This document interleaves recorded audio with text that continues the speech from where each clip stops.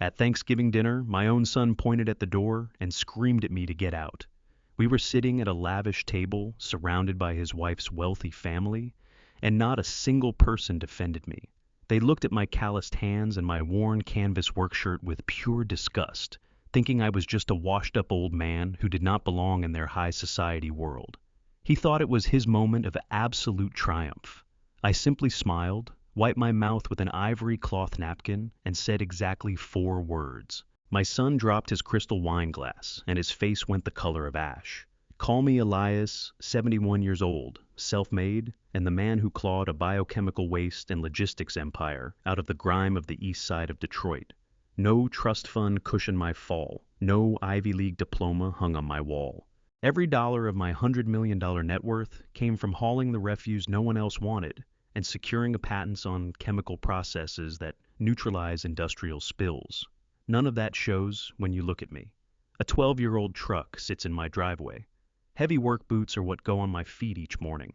A quiet, invisible life is what I choose. My son Donovan is another story, entirely 38 years old and consumed by the theater of money. He helms a glossy tech startup that has never delivered anything except polished excuses.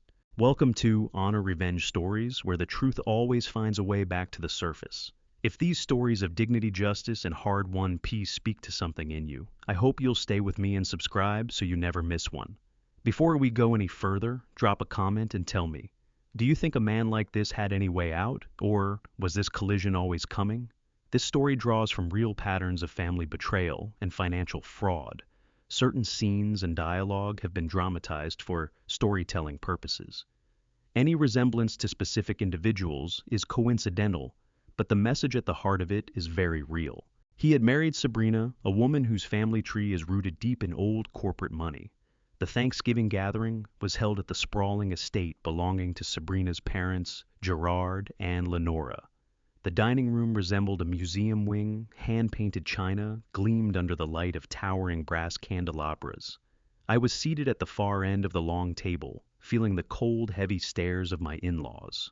Lenora kept stealing glances at my worn-out boots as though I had tracked toxic mud across her precious hand-knotted Turkish rug. Gerard, a cutthroat investment banker, swirled his Bowler 800 wine and talked straight through me, conducting the conversation as if my chair sat empty. Donovan was next to his wife, in a tailored Italian suit I knew he couldn't afford. He was sweating his leg, bouncing nervously under the table. The tension had been coiling all evening. Before Donovan finally snapped, the dinner had been a masterclass in high society cruelty. Lenora had asked me in a voice dipped in artificial sweetness whether my little garbage business was holding up through the economic downturn. I simply nodded, chewed a bite of turkey, and said, "We keep the city clean, Lenora." Sabrina jumped in right after that, making sure to mention how Donovan was securing a massive round of funding for his tech company. She fixed her gaze on me and announced that intellectual property was the only real wealth worth having these days, unlike manual labor. They were working together to grind me down to nothing. They had me pegged as a fragile blue-collar worker, barely keeping his head above water. What they didn't know was that my biochemical patents were actively being licensed by the federal government, or that my actual net worth made Gerard's entire investment portfolio look like pocket change. I kept that wealth buried deliberately. I wanted to watch these people behave when they were convinced they held every card. But Donovan was a powder keg with a short fuse. He was so desperate to impress Gerard, so hungry to prove he belonged among their elite circle, that he chose his own father as the stepping stone. It began when I reached across the table for a dinner roll. My hands are scarred and rough-stained deep from decades spent handling industrial chemicals and heavy machinery. Lenora let out a small theatrical gasp and drew her porcelain plate back slightly. Sabrina leaned toward Donovan and whispered something, her face curling into a contemptuous sneer. Donovan slammed his silver fork against his plate. The sharp clatter froze every person at that table. He glared at me across the elaborate floral centerpiece, his eyes burning with a toxic mix of embarrassment and blind fury. "Look at you," he hissed, his voice shaking. "Just look at you. We are sitting in a multi-million-dollar home, and you show up looking like a homeless plumber. You couldn't even bother putting on a decent suit for one evening. You are completely polluting this table." The grand dining room went dead silent. Gerard and Lenora did not utter a word to rein him in. In fact, Gerard eased back into his heavy leather chair with a faint satisfied smile, savoring every second of the spectacle. Sabrina lifted her wineglass and took a slow sip, regarding me with open contempt. I did not raise my voice. I looked at the boy I had raised, the boy whose entire college tuition I had paid for in cash, and I asked him quietly whether my clothes were really what was bothering him tonight. My steady calm only fed his rage. He shoved back from his chair, sending it toppling onto the hardwood floor. His face had gone a deep, furious red. "Yes, you are the problem," he shouted, jabbing a trembling finger at my face. "You have always been the problem. You drag your ghetto mentality everywhere you go. You refuse to elevate yourself. You embarrass me in front of my wife and her family. I am building a future with real money and real class, and you do not belong in this world. Get out." I sat perfectly still. When Donovan rose and jabbed his finger toward that door, he wasn't simply ejecting me from a dinner party. He was trying to erase his own origins. He wanted to cut out the man who had wiped the dirt from his face when he was a small child. He wanted Gerard to see that he was cold-blooded enough to throw away his own blood. "Get out!" Donovan screamed again, driving both palms flat onto the table. "Leave this house right now." I felt no anger. When you've spent 40 years at the table with corrupt union bosses and ruthless federal contractors, you understand quickly that screaming is nothing but a confession of weakness. I lifted the ivory cloth napkin from my lap and slowly, deliberately wiped the corners of my mouth. I set it down beside my plate in a neat fold. I rose from my chair, pushing it in with quiet, measured precision. I looked at Lenora, who had stopped breathing. I looked at Gerard, still wearing that predator's smirk. And then I fixed my eyes on Donovan. He was pulling air in hard chest, puffed out, performing the role of an untouchable man of power. He had no idea he was standing over a trap door. I smiled. Not a warm smile, nothing fatherly about it. It was the cold, calculated expression of someone who had already sprung the trap. "I bought your debt," I said, barely above a whisper. 4 words. Just 4 words. But they landed like a detonation. Donovan went rigid. Every drop of blood drained from his face, trading his flushed, arrogant rage for a sickly ashen gray. The hand wrapped around his crystal wineglass began to tremble. He understood exactly what those words meant. He had been quietly hemorrhaging money for over a year. His polished tech startup was a hollowed-out failure, a black hole of unpaid loans and concealed toxic liabilities. The glass slipped from his fingers and exploded against the edge of the mahogany table. Dark red wine flooding across the white tablecloth like a spreading wound. I didn't wait for him to speak. I turned and collected my old worn wool coat from the back of my chair. I walked out of the dining room, at an even pace, my heavy work boots striking the hardwood with each step. I didn't glance back as I crossed to the front door and stepped out into the freezing Detroit winter. The moment that heavy oak door closed behind me, the silence inside shattered. Gerard's voice came through the thick walls, muffled but unmistakably panicked. "What debt?" he demanded, his tone rising hard. "Donovan, what debt is he talking about? What did you do with my money?" I walked to my old truck, turned my collar up against the cutting wind, and fired the engine. The Thanksgiving dinner was finished, but the systematic destruction of my son's life had only just begun. Rain hammered the rusted roof of my old Chevy truck. I sat behind the wheel, parked beneath the sickly yellow flicker of a lone street lamp in the far corner of a deserted Meijer parking lot. 2 in the morning. The temperature was in free fall, and the cold pushed up through the floorboards and settled into my bones. I was 71 years old, and everything I owned had been compressed into a single duffel bag on the passenger seat. Only a few hours earlier, the county sheriff had knocked on my front door. Standing directly behind the officers were my son Donovan and his wife Sabrina. Arms crossed, faces carrying no guilt whatsoever. The officers placed an eviction notice in my hands. My house, the home where I had raised Donovan, the home I had paid off 20 years ago, was being seized by the bank. I remember staring at Donovan, waiting for him to step forward, waiting for him to tell the officers there had been some mistake. He just turned his eyes away. Sabrina, though, looked straight at me and smirked. As I stepped out into the freezing rain, she moved close and whispered that I ought to look into a bed at the downtown homeless shelter, because I no longer had any place in their world. But sitting in that frozen cab, I did not shed a single tear. Tears belong to people who have already surrendered. Tears belong to people who have no plan for fighting back. I reached into the canvas duffel and pulled out a battered leather briefcase. They thought they were dealing with a tired old man. Donovan had me filed away as a naive blue-collar relic who'd spent his life patching pipes and cutting grass. Sabrina took me for an uneducated burden, utterly illiterate when it came to modern finance. They had both forgotten who I actually was. They forgot that before I retired, I had spent 30 years as a senior forensic inspector for the Federal Deposit Insurance Corporation. For 3 full decades, my job was to walk into failing banks, crack open their corporate ledgers, and run down the corrupt executives who were hiding stolen money. I didn't just read financial documents, I interrogated them. I clicked on the dim dome light of the truck. The pale yellow glow washed across the interior. I drew out the wet, crumpled copies of the foreclosure notice and the mortgage contract from the briefcase and smoothed them across the steering wheel. I had to understand exactly how they had taken my house. I found the signature line on the master collateral agreement. There it was, my own handwriting, shaky but unmistakably mine. I shut my eyes, and a memory from a month ago struck me like a physical blow. Donovan had shown up at my door, radiating stress, clearly in a hurry. I was settled in my armchair, grinding through a bad stretch of the flu. My reading glasses were nowhere on my face. Donovan had dropped a thick stack of papers onto my lap and told me they were standard Medicare update forms tied to my upcoming medical coverage. He pointed to exactly where I needed to sign, telling me the insurance deadline was about to expire. I trusted my son. I put my name on those papers, but they weren't medical forms. What I actually signed was a blanket collateral guarantee, pledging my entire estate as security for a massive corporate loan. I opened my eyes and leaned into the documents. The raw pain of my son's betrayal surged through me, and I shoved it straight down into the pit of my stomach. Emotion blinds you, and I could not afford to go blind. I slid on my reading glasses and began tearing the contract apart. I ignored the dense legal language and went directly for the structural skeleton of the loan. I tracked the routing numbers, the authorization stamps, the chronological sequence of dates. That is always where the rats leave their prints. The principal amount of the loan was $4 million.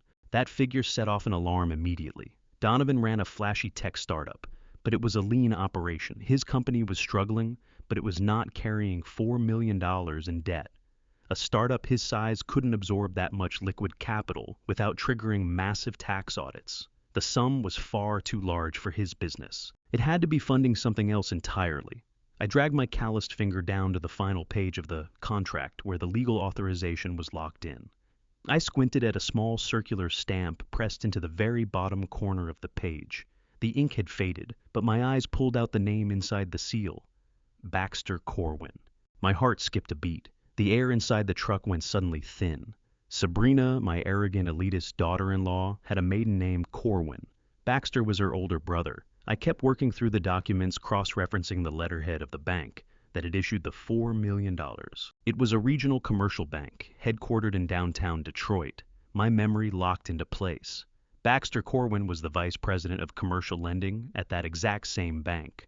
I eased back against the cold vinyl seat and exhaled a long, dark breath. The pieces crashed together, forming a portrait of absolute corruption. A bank vice president had personally notarized and approved a massive commercial loan for his own brother-in-law, using a blind elderly father as the collateral guarantor. That wasn't merely a conflict of interest. That was a flagrant violation of federal banking regulations, a felony carrying a mandatory prison sentence. But why would Baxter risk his career and his freedom to push through an illegal loan for Donovan? My mind swung back to Sabrina. I turned over what I knew about her. She was a woman who demanded luxury. She lived for country clubs, designer labels, and social dominance. Until 6 months ago, she had served as chief financial officer for a very wealthy private healthcare network. Then, without warning, she abruptly resigned, claiming she wanted time off to support Donovan's startup. It had never added up. She was consumed by her corporate standing. Then the truth hit me with the force of a freight train. The $4 million was never meant for Donovan's business. Sabrina had been embezzling from the healthcare network to bankroll her extravagant lifestyle. The walls must have been closing in on her. She knew an external audit was coming, and she was cornered. She needed a massive infusion of clean, untraceable cash to quietly plug the hole before the board of directors realized the money was gone. Donovan hadn't tricked me into signing away my house to build his empire. He threw his own father to the wolves to keep his wealthy wife out of a federal penitentiary. They used my clean, debt-free estate to secure the loan. and Baxter used his executive position to bypass the bank's risk assessment systems and muscle the dirty money through. They thought they had pulled off the perfect crime. They assumed I would drift into a homeless shelter and quietly die of a broken heart, completely oblivious to what they had done.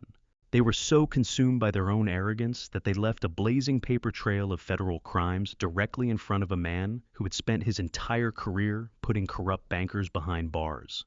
A cold, focused energy moved through me. The betrayal no longer stung. It simply fed the fire. If federal authorities saw this chain of evidence, Donovan, Sabrina, and Baxter would be looking at decades in a maximum security prison for wire fraud, bank fraud, and elder abuse. But a smeared copy of a foreclosure notice wasn't enough to trigger an FBI raid. I understood exactly how the federal machinery worked. Prosecutors don't act without bulletproof evidence. I needed the original loan origination documents. I needed the internal bank routing records and the digital signature logs that Baxter had manipulated inside the bank's server. I needed hard proof of exactly where that $4 million had been wired. I stared out through the rain-streaked windshield. The frightened, broken old man, who'd been thrown out of his home an hour ago, was gone. The federal inspector had punched back in.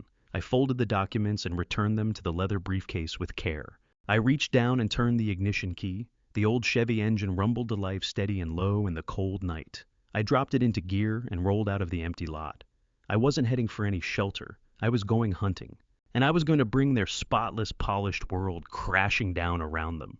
Dawn broke over the Meyer parking lot, pushing a gray, cheerless light through the rain-streaked windows of my old Chevy truck. My bones ached from a night on the cold vinyl seat, but my mind was razor sharp. I was watching the dashboard clock when my cell phone finally buzzed. I checked the screen. It was Donovan. I let it ring 4 times before I picked up. I needed to sound exhausted. I needed to sound utterly destroyed. I cleared my throat and let a rough, hollow rasp come out as I answered. Donovan did not ask how I was doing. He didn't ask whether I had frozen to death in the storm. He went straight into his performance. "Dad," he said, his voice layered with rehearsed artificial sympathy.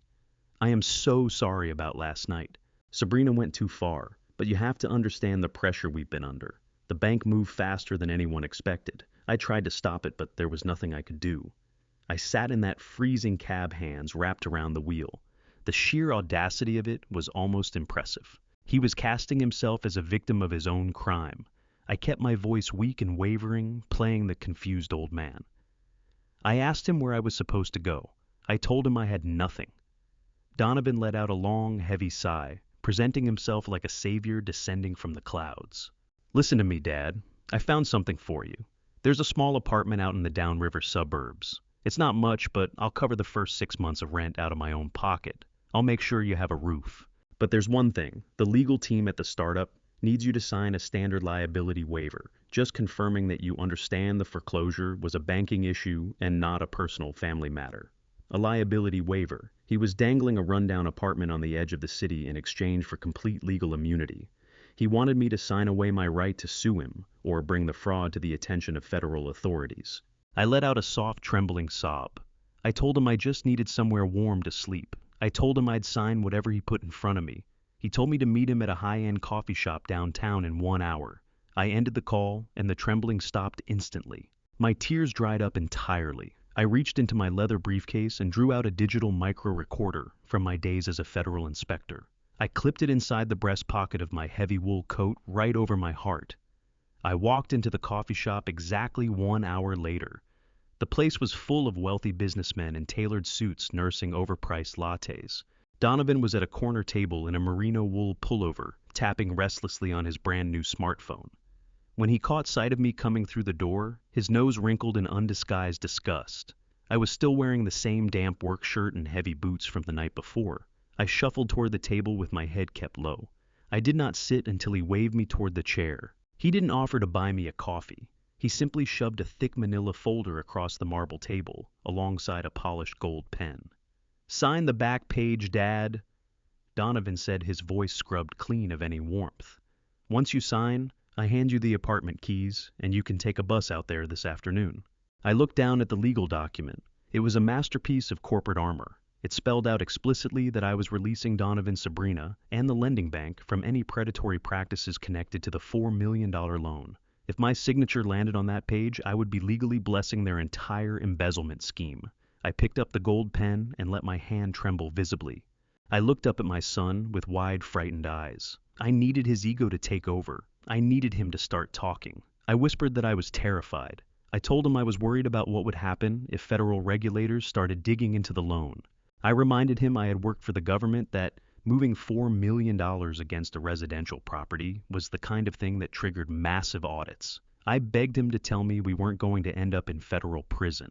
Donovan gave a short, contemptuous laugh. He leaned across the table and studied me with pure, condescending pity. "You've been retired for a decade-old man," he sneered. "The financial world doesn't operate the way you remember. You're playing checkers while we're playing chess. Nobody's going to prison." I leaned in closer, performing the role of a man clinging to any shred of reassurance. I asked him how he could be so certain. I pressed him. How had he pulled $4 million out of a bank that fast, without setting off alarm bells of the Federal Reserve? Donovan couldn't hold it in. He never could resist proving how clever he believed himself to be. "Dad," he whispered, leaning straight into the hidden microphone beneath my coat. "Baxter is the vice president of commercial lending. His bank put a stamp of legitimacy on everything. He bypassed the algorithmic risk assessment. He personally authorized the funds and forced the collateral through under a corporate exemption shell. We had the money laundered clean before the sun came up. Suing me is pointless. Going to the police is pointless. Baxter controls the internal audit committee. The money is gone, the paper trail is buried, and you are just an old man with a failing memory who signed a contract he never read. Take the waiver and take the apartment, because that is the only lifeline you are ever going to see." I studied the smug, self-satisfied face of my only son. He had just confessed to federal wire fraud, bank fraud, and criminal conspiracy directly into a highly sensitive digital recorder. I had the bulletproof evidence I needed. I set the gold pen down slowly on the table. I did not sign the paper. I met his eyes without flinching, and the fragile old man evaporated. My spine straightened. I told him to keep his cheap apartment. I rose from the table and left the unsigned waiver sitting beside his empty coffee cup. Donovan called my name as I pushed through the glass doors, but I kept walking. The cold air slapped my face as I hit the Detroit sidewalk. A surge of absolute power moved through me. The digital recorder in my coat pocket held everything I needed to bring their empire down. I reached for the device to switch it off, but my old federal instincts fired before my hand got there. The hair on the back of my neck went up. I checked the reflection in a darkened store window. Two large men in heavy black leather jackets were planted across the street, eyes locked on me. One of them pulled out a phone and spoke into it without ever shifting his gaze. Donovan was arrogant, but Baxter Corwin was a genuinely dangerous man, with $4 million of stolen money to protect. I understood in an instant that this had never been only about buying my silence. They had sent muscle to make sure I never spoke at all. The stakes had just climbed to life and death. The cold wind drove down the Detroit street, but I did not run.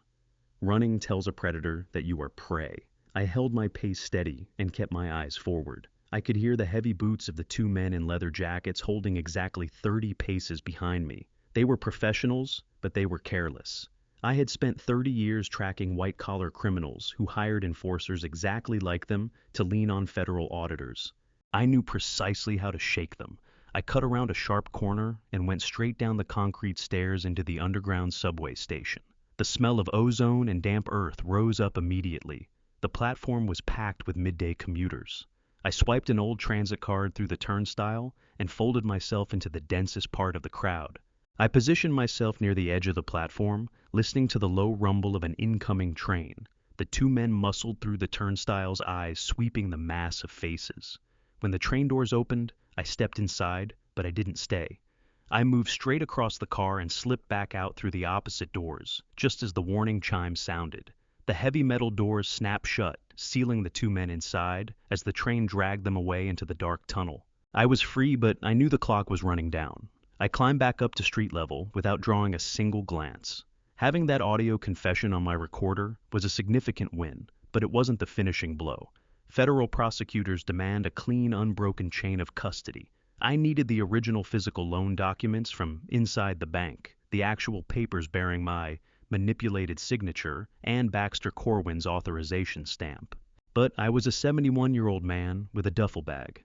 I couldn't stroll through the front entrance of a heavily secured commercial bank and request access to their restricted archives. I needed someone on the inside, someone on the payroll who was desperate enough to cross the line. I walked 3 blocks to the towering glass high-rise that housed Baxter's commercial bank. I took up a position across the street in the shadow of a bus stop and opened a newspaper as cover. I studied the front lobby through the floor-to-ceiling windows, hunting for a weak point. An hour went by before I found one. Baxter Corwin came striding into the lobby in a crisp, tailored suit, a cup of expensive coffee in his hand.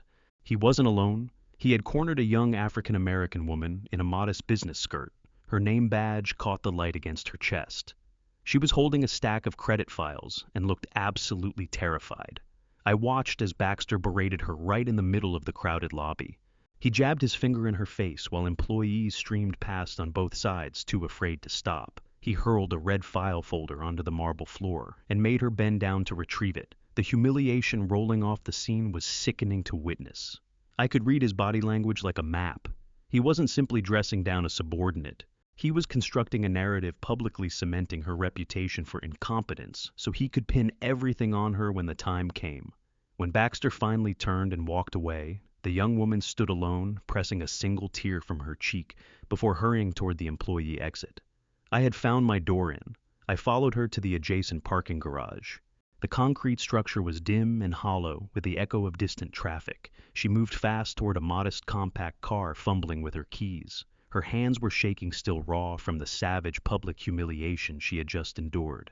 I stepped out from behind a concrete pillar, keeping both hands where she could see them, and spoke in a low, measured voice so I wouldn't startle her. I told her name was Della Fontaine. I told her she was a junior credit officer and that she was currently being framed for a massive financial crime she had nothing to do with.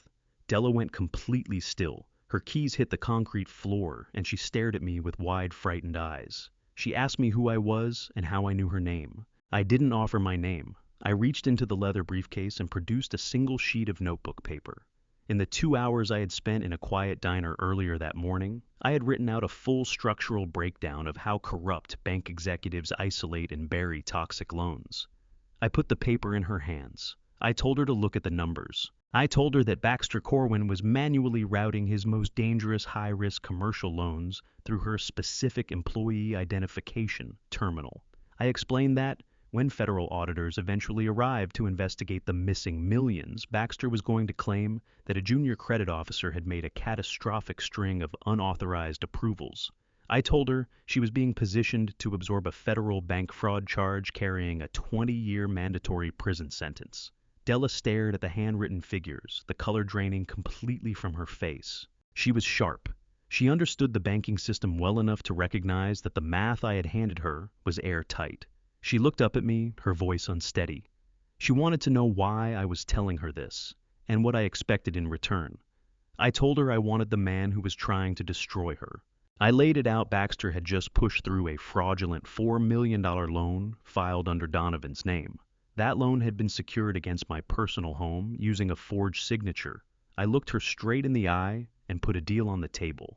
If she used her security clearance to go down into the restricted physical archives and bring out the original hard copies of Donovan's loan file, I would hand her the audio recordings and every piece of forensic evidence I had gathered. I promised her I would give her exactly what she needed to put Baxter in a federal penitentiary and wipe her name completely clean. Della stood shivering in the cold, damp air of the parking garage. She looked at the paper in her hand, then back at me. The enormous internal war playing out behind her eyes was plain to see. She was a person who had done everything the right way her whole life. She went to college, earned a decent position, and set out to build something for herself. Now she was standing in a concrete box, understanding that the system had been rigged against her from the start. She knew that if she were caught removing restricted corporate documents, she would be arrested on the spot. But she also understood that if she did nothing, Baxter was going to hand her to the federal wolves regardless. She opened her mouth to speak, and a sharp, loud buzzing cut through the quiet of the garage before a single word came out. It was coming from her uniform pocket. She pulled out her company-issued pager and read the small digital screen. I watched her eyes go wide, with pure, absolute panic. Her hand shook so hard, she nearly lost hold of the device. I moved closer and asked her what the message said. Della swallowed her voice, dropping to barely a whisper. She told me the message was straight from Baxter. He was ordering her to stay behind after the bank closed that night. She was to go down to the basement archives and permanently destroy all original hard copies of the $4 million loan file connected to Donovan. He called it a routine document purge and told her the job had to be finished before midnight. The trap was closing in. Baxter knew I was loose on the streets. He knew I had walked away from that coffee shop with a recording. He was in full panic mode. He was trying to erase the physical paper trail before I could reach the authorities. And he was using Della to do it. If she shredded those documents, the only concrete proof of the forgery would be reduced to confetti, and she would become an active participant in the destruction of federal evidence. I studied Della's face. She was no longer simply a frightened employee. She was a woman staring straight into the barrel of a loaded gun. I told her we had no time left. I told her that if those documents were gone by morning, Donovan and Baxter would keep my home, and she would spend the rest of her life in prison. I asked her if she was ready to fight. She looked at the pager, then looked at me, and gave one firm, deliberate nod. The clock was running. We had fewer than 10 hours to pull off a flawless operation inside a heavily secured commercial bank. Detroit's financial district never fully sleeps, but after midnight it becomes a ghost town. I stood in a freezing alley behind the towering glass structure of Baxter's commercial bank, tucked deep into the shadow of a commercial dumpster. I pulled the collar of my wool coat tight against the biting wind and pressed a cheap disposable walkie-talkie to my ear. Della was already inside. She had used her employee key card to slip past lobby security just before the midnight shift change, exactly as we had rehearsed. We had mapped out every second of this operation. I pressed the transmit button and asked for her status. Her voice returned through the static, shaking slightly, but carrying a hard, unwavering core of resolve. She had reached the restricted basement archives. She was standing directly in front of the master server terminal, where the digital backups of all high-risk commercial loans were held under lock and key. I told her to take a breath and sharpen her focus. I had spent 30 years dismantling bank mainframes just like this one on behalf of the federal government. I knew their architecture better than the engineers who built them. I walked her through the command sequence step by step, directing her to bypass the standard employee portal and access the raw data directory through an old developer backdoor that banks rarely bothered to close. She entered the commands with the desperate speed of a woman fighting for her life and her freedom. Everything was moving smoothly until the digital trap snapped shut. I heard a sharp gasp over the radio, followed by frantic clicking of keys. Della whispered urgently that her screen had completely changed.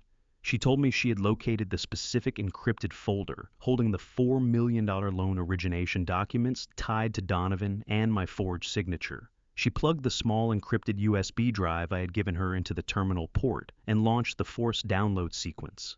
The transfer bar did not move a single pixel. Instead, the entire monitor erupted in a brilliant red warning that flooded the dark basement room in a harsh, bloody glow. An automated voice boomed through the archive space announcing an unauthorized security breach protocol. The blood in my veins went cold in that freezing alleyway. Baxter was an arrogant man, but he wasn't entirely careless. He was fully aware he had committed a serious federal crime by driving that fraudulent money through the banking system to cover his sister's embezzlement. He had planted a hair-trigger internal tripwire directly on his brother-in-law's loan file. Any attempt to access those restricted documents without his personal executive clearance would instantly fire a silent alarm to his private phone and the building security desk. Through the open radio channel, I heard the heavy pound of tactical boots echoing down the concrete stairwell. The night guards were moving fast. Then I heard something that turned my stomach to ice. Baxter's voice shouting hard commands from somewhere above. He hadn't gone home to his luxury penthouse. He had stayed late in the building, likely trying to cover his tracks, waiting to see if anyone would take the bait.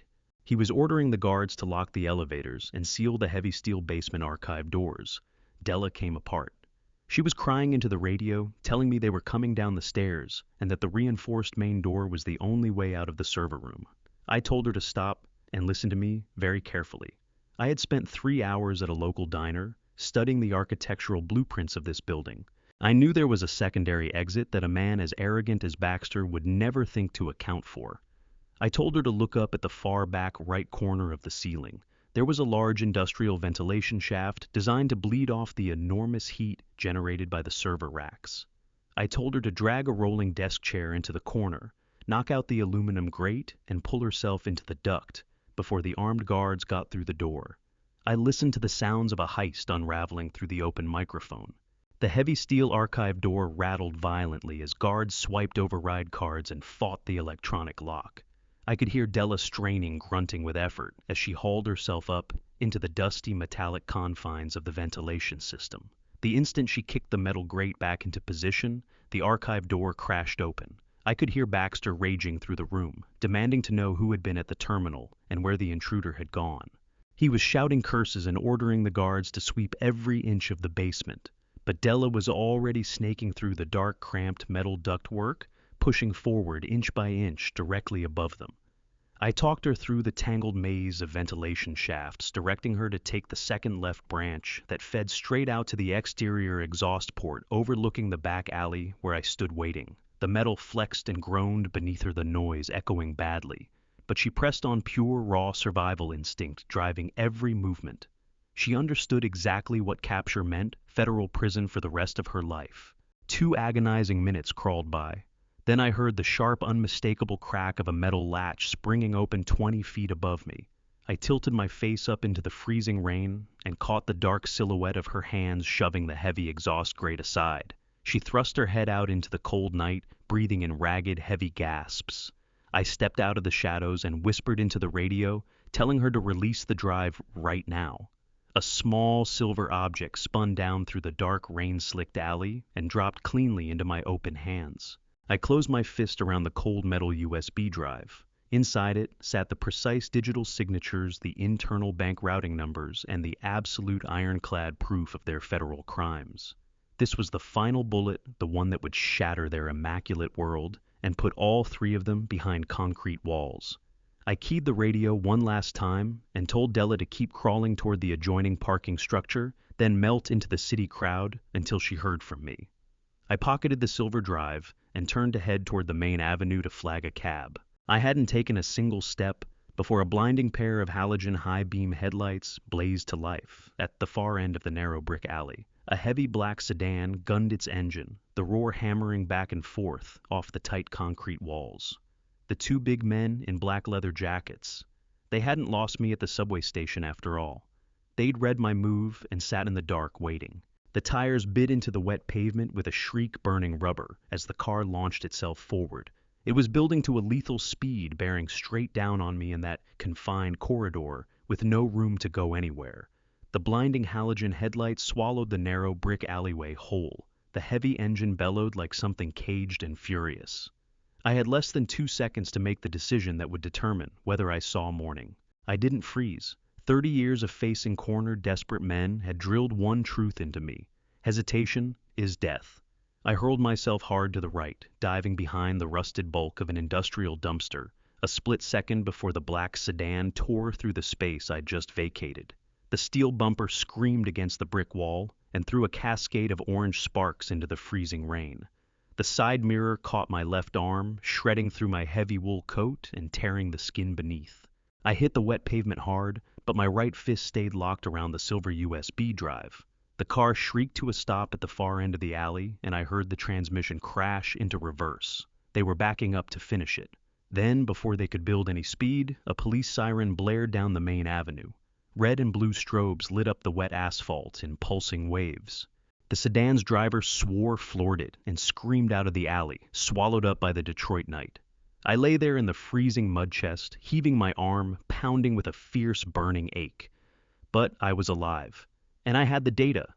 I dragged myself off the ground, ignoring the blood working its way down my sleeve, and stuck to the shadows, staying clear of main streets until I reached my old Chevy truck, parked a few blocks away. I climbed into the cold cab, locked the doors, and turned the key. Baxter Corwin knew the data was gone. He knew his digital vault had been cracked open. He'd have his people tearing Detroit apart looking for me before sunrise. Staying anywhere near downtown was not an option. I drove 45 minutes out, pushing deep into the downriver suburbs until I spotted a rundown cash-only motel slumped beside a desolate stretch of highway, the kind of place where nobody asked your name and nobody made eye contact.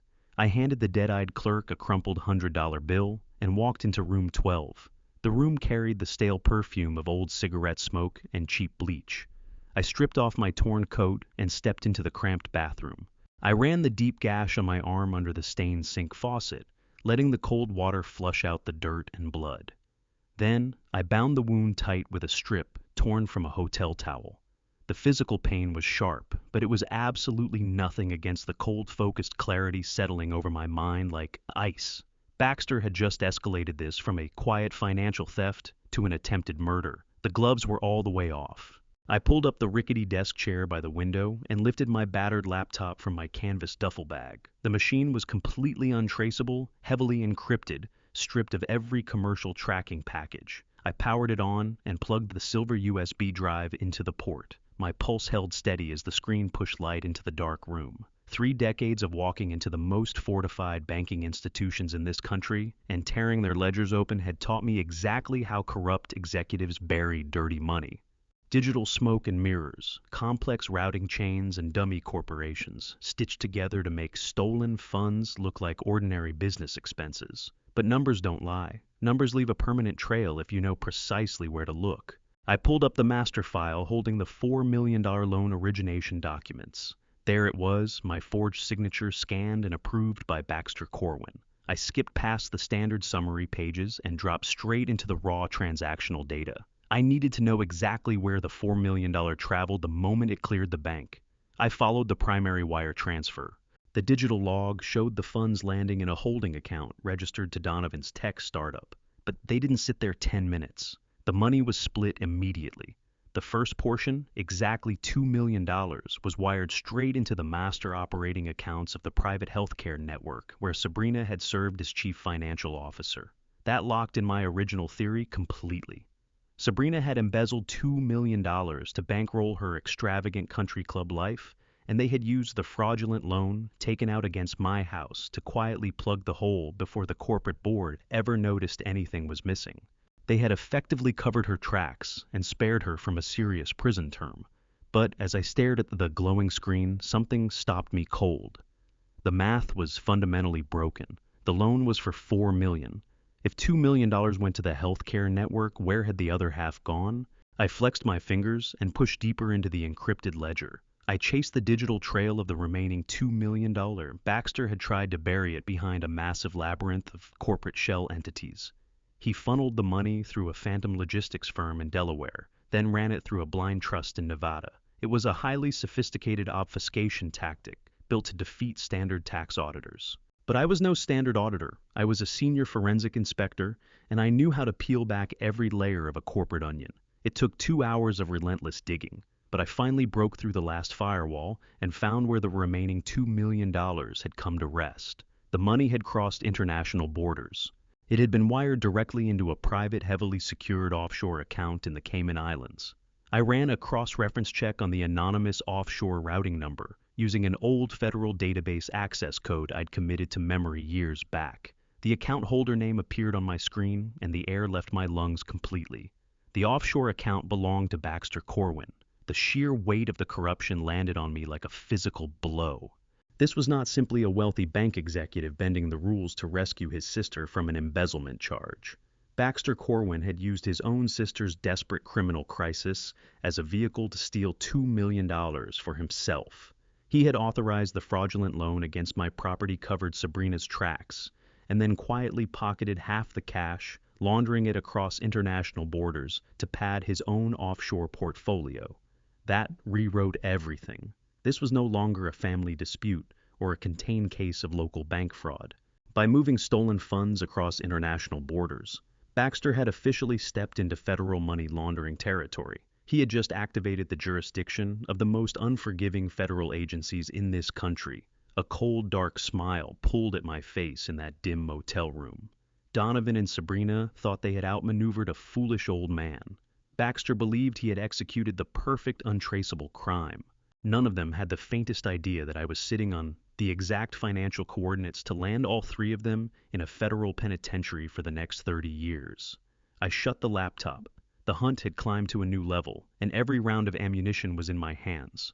I stared at the cracked screen of my burner laptop in that grimy motel room.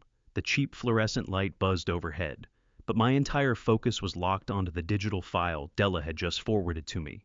She had intercepted an electronic invitation pulled straight from Donovan's corporate email server. It was sleek minimalist, and radiating the kind of pretentious elite arrogance that only Sabrina could conjure. They were hosting a massive lavish celebration party the following evening, not at some high-end downtown restaurant or an exclusive country club.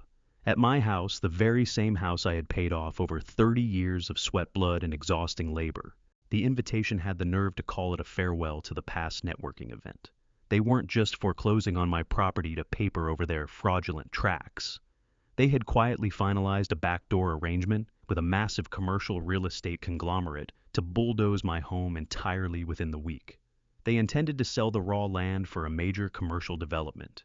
They were actually going to hire a catering crew, pour imported champagne, and throw a party to celebrate the literal demolition of my entire life. The sheer unadulterated disrespect scorched my chest like an open flame.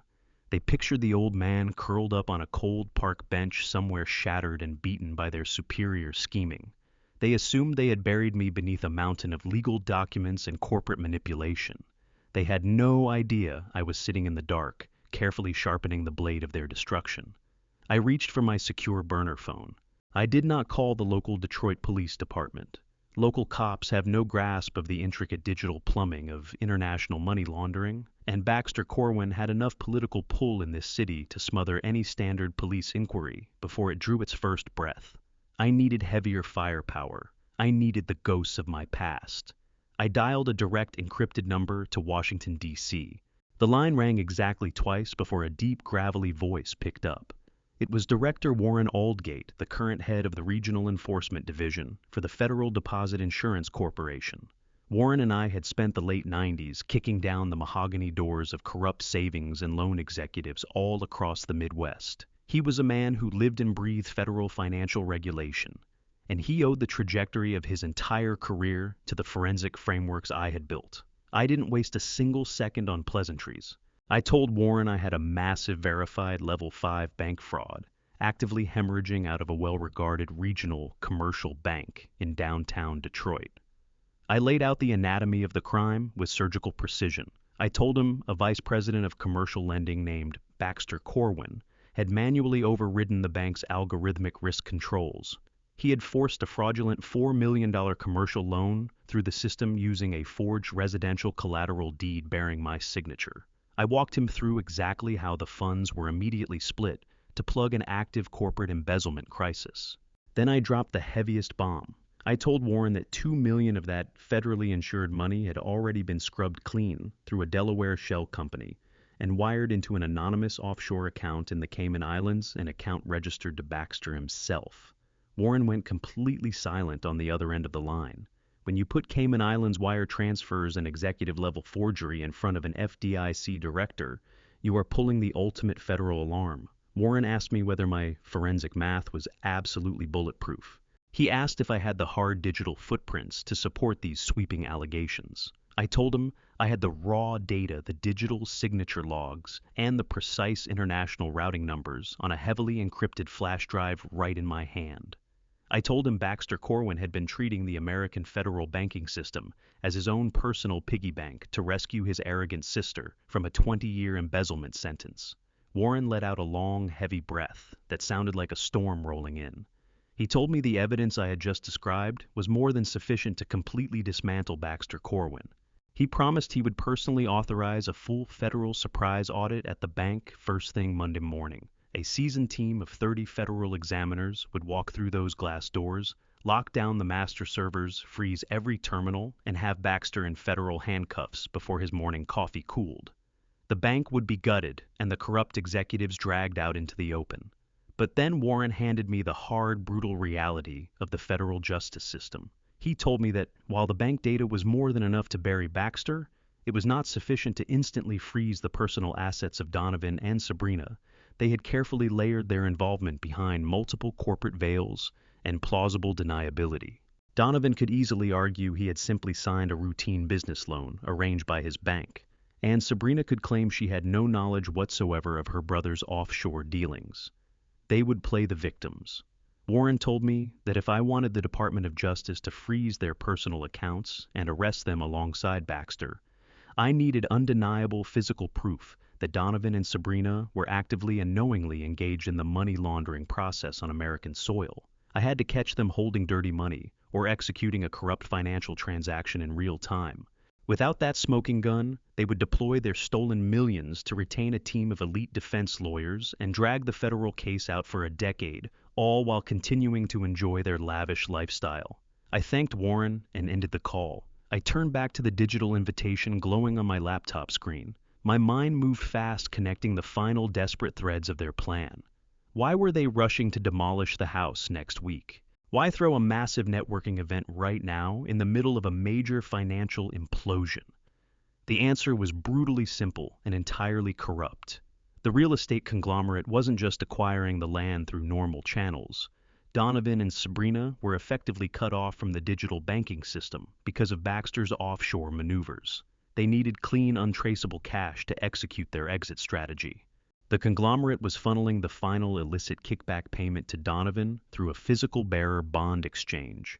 They were going to execute the last stage of the money laundering operation tomorrow night, right in the middle of their arrogant celebration. They intended to use the loud music, the expensive catering, and the packed rooms to mask a highly criminal transaction inside the very house they had stolen from me. I closed the laptop and grabbed my heavy wool coat. I didn't carry a federal badge anymore, but I had something far more dangerous. I had a lifetime of forensic knowledge, and I had absolutely nothing left to lose. They wanted to throw a grand party to mark my destruction, so I was going to show up. I was going to walk right back into the lion's den the next night and catch them with their hands buried in dirty money. They believed they had successfully erased me from their pristine world. But they were about to discover that the ghosts of the past do not stay buried. I was going to burn their entire immaculate empire to the ground, and I was going to make certain they had a front row seat when it happened. I stood at the window of that cheap motel room and looked out through the smudged glass at the parking lot below. The morning sky sat low and gray, heavy with freezing rain, but the weather wasn't what held my attention. My old Chevy truck, the vehicle I had driven for over a decade, the truck that had hauled the building blocks of my entire biochemical logistics empire from nothing, was completely destroyed. Every single window had been caved in, reduced to jagged fragments of glass across the asphalt. The heavy-duty tires were slashed into useless strips of rubber, and the solid steel hood was crumpled from what looked like repeated blows from a heavy sledgehammer. Baxter Corwin had sent his people in the night. They had tracked my movements and found my location, but they hadn't come up to my room to finish the job. They wanted to deliver a very specific message. They wanted me to understand that they could reach into my physical life and crush it at any moment they chose. They thought watching my beloved truck reduced to worthless scrap would finally snap my spirit and send me fleeing Detroit for good. But they had made a massive, arrogant miscalculation. Destroying a piece of metal does not frighten a man who has already survived the deepest betrayal his own blood could deliver. It only proves the enemy is absolutely terrified of what is bearing down on them. I turned from the window and pulled on my heavy wool coat. The truck was gone, but my legs still worked fine, and my mind was sharper than it had been in 30 years. I walked 2 miles down the freezing highway, head bent against the cutting wind, until I reached a quiet roadside diner. Della was already tucked into a back booth, wearing a dark hooded jacket and nervously turning a cup of black coffee in her hands. She looked completely wrung out, dark circles carved under her eyes, but her posture carried a fierce, unshakable resolve. She had put her entire life on the line, pulling that digital data from the bank's heavily secured archive. Now she was fully locked into the war we were waging together. I slid in across from her and laid out exactly where things stood. I told her the Federal Deposit Insurance Corporation was going to hit the bank with a team of 30 agents Monday morning, but we still needed to catch Donovan and Sabrina actively handling the dirty money tonight. Della nodded and drew a folded sheet of paper from her jacket pocket. She had spent the entire night combing through the internal wire transfer protocols she'd pulled from Baxter's restricted server. She explained that Baxter had constructed a delayed digital routing sequence. The final $2 million, the money Donovan and Sabrina desperately needed to walk away completely clean, was sitting in a temporary holding account right now. Baxter had to manually release those funds to an anonymous offshore Cayman Island shell company, and he needed Donovan's physical digital signature token to authorize the final transfer. I told Della they were going to execute that exact transaction tonight, right in the middle of their lavish farewell party at my old house. We needed to be inside those walls when the digital ink dried. Della said she could monitor the bank's remote server activity from her laptop, but we needed a way to force them into making a panicked mistake. I opened my secure burner laptop there in the diner booth. Della had pulled up Sabrina's public social media accounts. The sheer suffocating arrogance radiating from that glowing screen turned my stomach. Sabrina had just posted a high-definition video of herself standing in my front yard in a designer winter coat holding a crystal flute of champagne. She was smiling broadly and laying out her grand vision for the future. She announced to her thousands of wealthy followers that she and Donovan were hosting a massive networking gala that very evening to celebrate the upcoming demolition of what she called a historical property. She described my home as a dilapidated relic of the past that needed to be aggressively bulldozed to make way for a state-of-the-art commercial wellness center. She was standing on the exact spot where I used to play catch with Donovan when he was a little boy, publicly celebrating the plan to tear it all down and replace it with a vanity project, funded entirely by embezzled money and federal bank fraud. She had no respect, none, for the blood and sweat poured into the foundation of that house. She saw only dirt she could flip into gold for her wealthy circle. I watched the video twice, feeling a cold, calculated fury settle deep into my bones. They were throwing a lavish party on my grave. I decided it was time to let the dead speak. I needed to push Donovan into a state of total absolute panic. A calm criminal is a careful criminal, but a terrified criminal makes catastrophic unforced errors. I accessed a heavily encrypted anonymous email server and drafted a short, precise message straight to Donovan's private corporate inbox. I left my name out of it entirely. I simply wrote, "I know the $4 million commercial loan is entirely fake, and I know Sabrina embezzled $2 million from the healthcare network. The federal authorities will be notified Monday morning." I hit send and watched the tracking software confirm the message had been opened almost immediately. The reaction was exactly what I had calculated. Della tapped her laptop screen and showed me the live activity logs from the bank server. Within 3 minutes of Donovan opening my anonymous email, he initiated an emergency secure connection to Baxter Corwin's private executive terminal. We couldn't hear their frantic exchange, but the digital footprint narrated every beat perfectly. Donovan was completely unraveling. He realized someone was hunting them from the shadows, and he demanded that Baxter execute the final offshore wire transfer right now. He couldn't wait until next week. He needed the stolen money laundered and secured tonight, while the party was running, so they could flee the country if federal agents came knocking. Baxter had absolutely no choice but to comply with his panicked brother-in-law's demands. The trap was set perfectly. The final stage of the money laundering operation was going to unfold beneath my own roof, surrounded by their wealthy friends sipping champagne. I looked at Della and told her to pack up her machine and get ready for a long night. The old man from the east side was going home, and I was bringing absolute hell straight to their front door. The catering company van smelled of stale bread and cheap cologne. I sat in the back beside Della, wearing a crisp white button-down shirt, a black vest, and a tight bow tie. I pulled the black catering cap low over my eyes and let the shadows do their work. I was 71 years old, riding back to the same house I had built with my own 2 hands. Tonight I was just an invisible servant to the people who had taken it from me. The van rolled up to the service entrance of my property. The heavy iron gates I had repainted every single summer stood wide open. I stepped out into the freezing Detroit night, carrying a heavy silver tray stacked with imported crystal champagne flutes. Della moved right behind me in a matching black uniform, balancing a tray of expensive little appetizers. We kept our heads down and walked straight past the private security guards Sabrina had stationed around the perimeter. The guards didn't look twice. People like Sabrina and her wealthy corporate circle never actually see the people carrying their food. They see uniforms. That arrogant elite blindness was precisely what I had been counting on. We slipped through the side gate and stepped into the backyard. My breath seized in my chest, and a deep, heavy grief landed on me like a physical blow. My late wife Nora and I had devoted 30 years to cultivating this garden. She had planted magnificent oak trees and rows of deep purple irises that came back faithfully every spring. Together, we had built a quiet, peaceful sanctuary far from the city's relentless noise, and Donovan and Sabrina had gutted it in a matter of days. The old oak trees were gone, entirely felled to clear space for a massive temporary wooden deck, draped in cheap neon lighting and ringed with towering outdoor heaters. The rich garden beds Nora had tended with such patient, loving care were sealed under cold, gray concrete. They had turned my home into a loud, tacky nightclub for their elite corporate crowd. I stepped through the sliding glass doors into the main living room, and the disrespect hit me like a wall. Every piece of our antique mahogany furniture and every framed family photograph had vanished, thrown into a dumpster somewhere.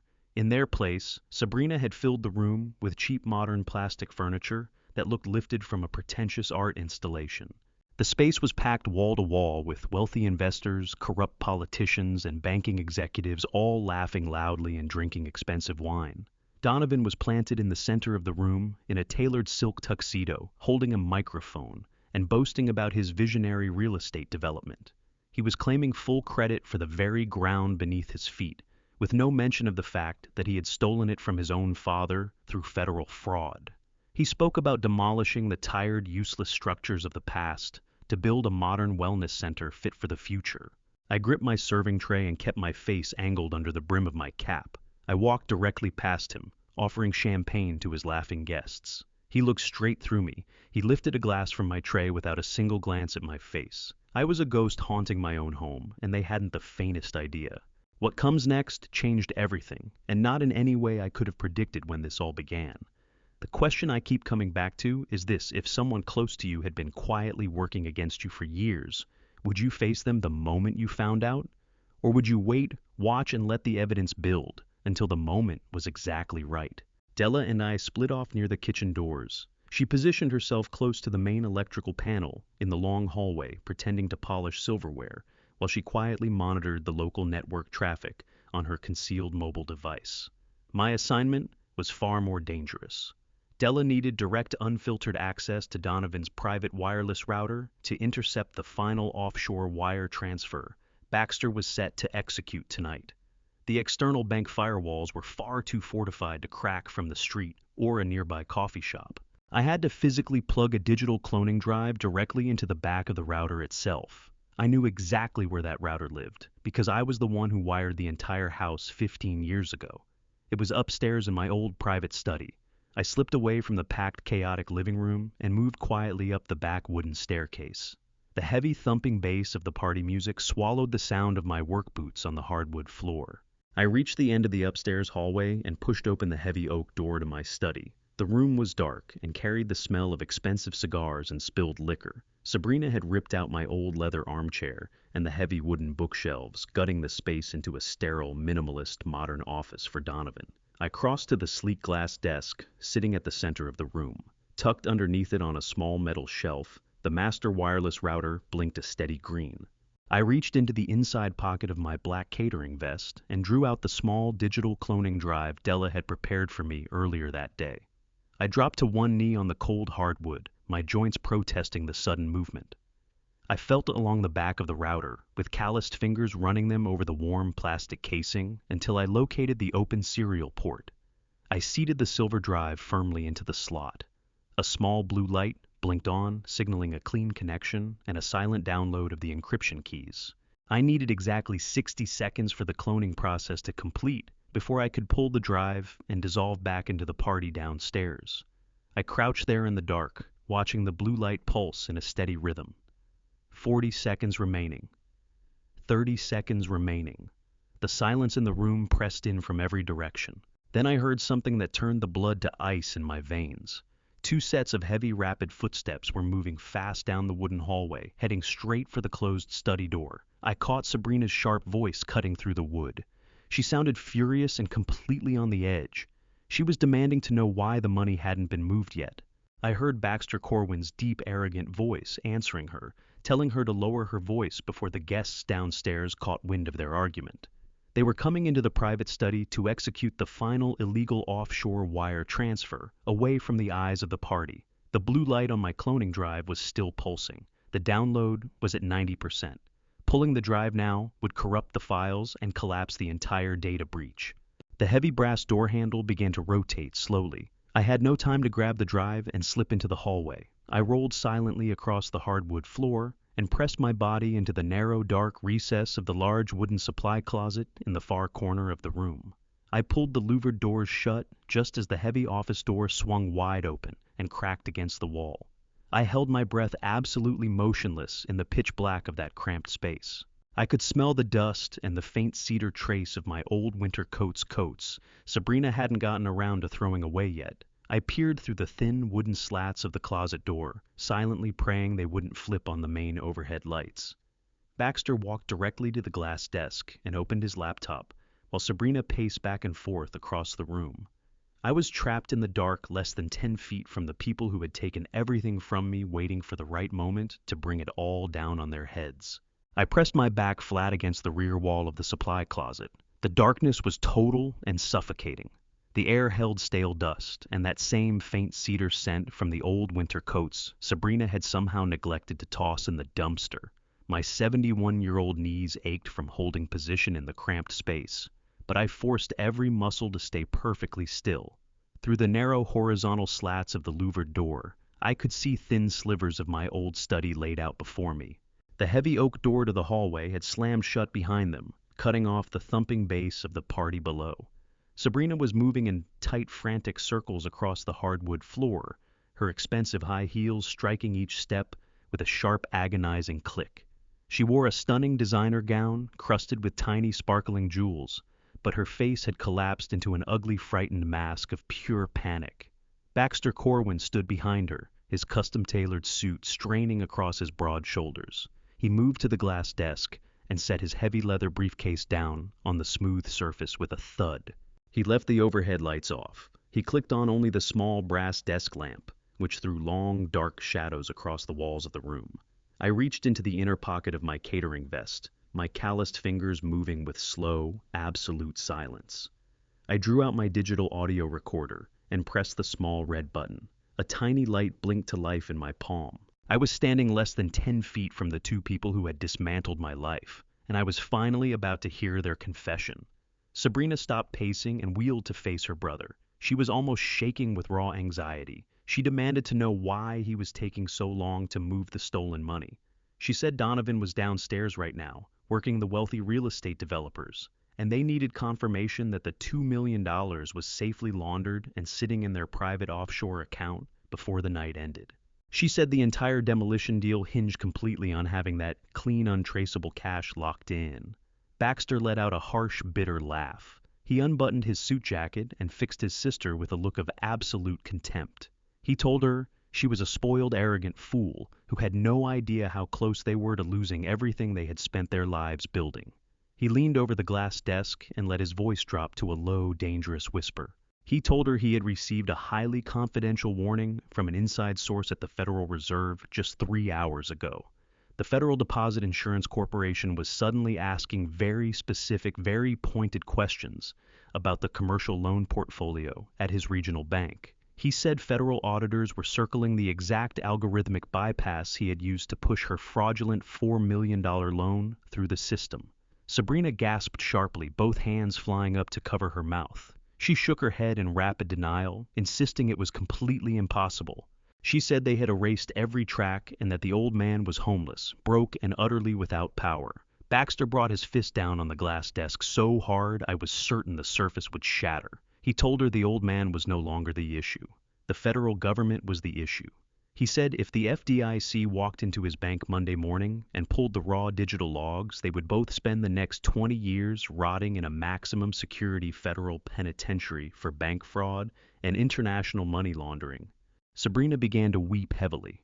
The polished elite mask she wore for society dissolved completely, leaving behind a terrified, desperate criminal. She moved toward him, pleading with him to fix everything. She said she could not survive a prison cell, that she simply wasn't made for it. Then she made a fatal mistake and turned the blame on him, saying it was his arrogant idea to use the offshore Cayman Islands account from the beginning. Baxter completely snapped. He raised his heavy hand and struck his own sister hard across the face. The sharp crack of it rang through the dim, suffocating room. Sabrina lurched backward, clutching her reddened cheek, staring at her brother in stunned disbelief. Baxter leveled a shaking finger at her and told her he had only broken federal banking law to salvage her pathetic life after she had embezzled $2 million from her own private healthcare network. He told her she was the one who had forged her father's signature on the collateral deed, and he was the one putting his entire lucrative career on the line to mop up her massive dirty mess. I stood completely frozen in the dark closet, the digital recorder, capturing every word of their violent, unraveling confession. They were turning on each other like rats on a sinking ship. The weight of the incoming federal audit had shattered their polished, arrogant facade entirely. Baxter turned his back on his weeping sister and dropped heavily into the chair at the glass desk. He flipped open his secure laptop and hammered his master password into the keyboard. He told Sabrina to close her mouth and stop crying this instant. He said he was logging into the master offshore portal right now to push through the final wire transfer. He told her once the $2 million crossed the international digital border into the Cayman Islands, the money would be beyond the reach of American authorities, and they could finally incinerate the physical paper trail for good. I watched through the thin wooden slats as his fingers raced across the illuminated keys. He was punching in the complex authorization codes needed to release the stolen funds. Right below his feet, sitting on the small metal shelf beneath the desk, the blue light of my digital cloning drive was blinking steadily, wired directly into the router he was using at that very moment. Every keystroke, every buried password, and every anonymous routing number he entered was being silently duplicated and pushed straight to Della's computer down in the catering van. The digital trap was operating without a flaw. The final smoking gun was being delivered straight into the hands of the federal government. Baxter stared hard at the glowing laptop screen and muttered under his breath that the banking server was processing the international digital handshake. He told Sabrina he only needed 30 more seconds for the transaction to fully clear the Federal Reserve hurdles. The room fell completely silent except for the soft sound of Sabrina's miserable weeping and the hard thudding of my own heart. Then a sudden sharp vibrating noise tore through the stillness of the room. It was coming from inside my right pocket. The daily alarm on my burner phone reminding me to take my evening heart medication. I shoved my hand into my pocket, trying desperately to silence the device. But in the dead quiet of that tense room, the rapid buzzing rang out like a blaring siren. Baxter froze instantly. His hand went completely still over the keyboard. He turned his head slowly, eyes moving directly toward the dark corner of the room where the wooden supply closet stood. He didn't say a word. His face went blank with a cold, terrible realization.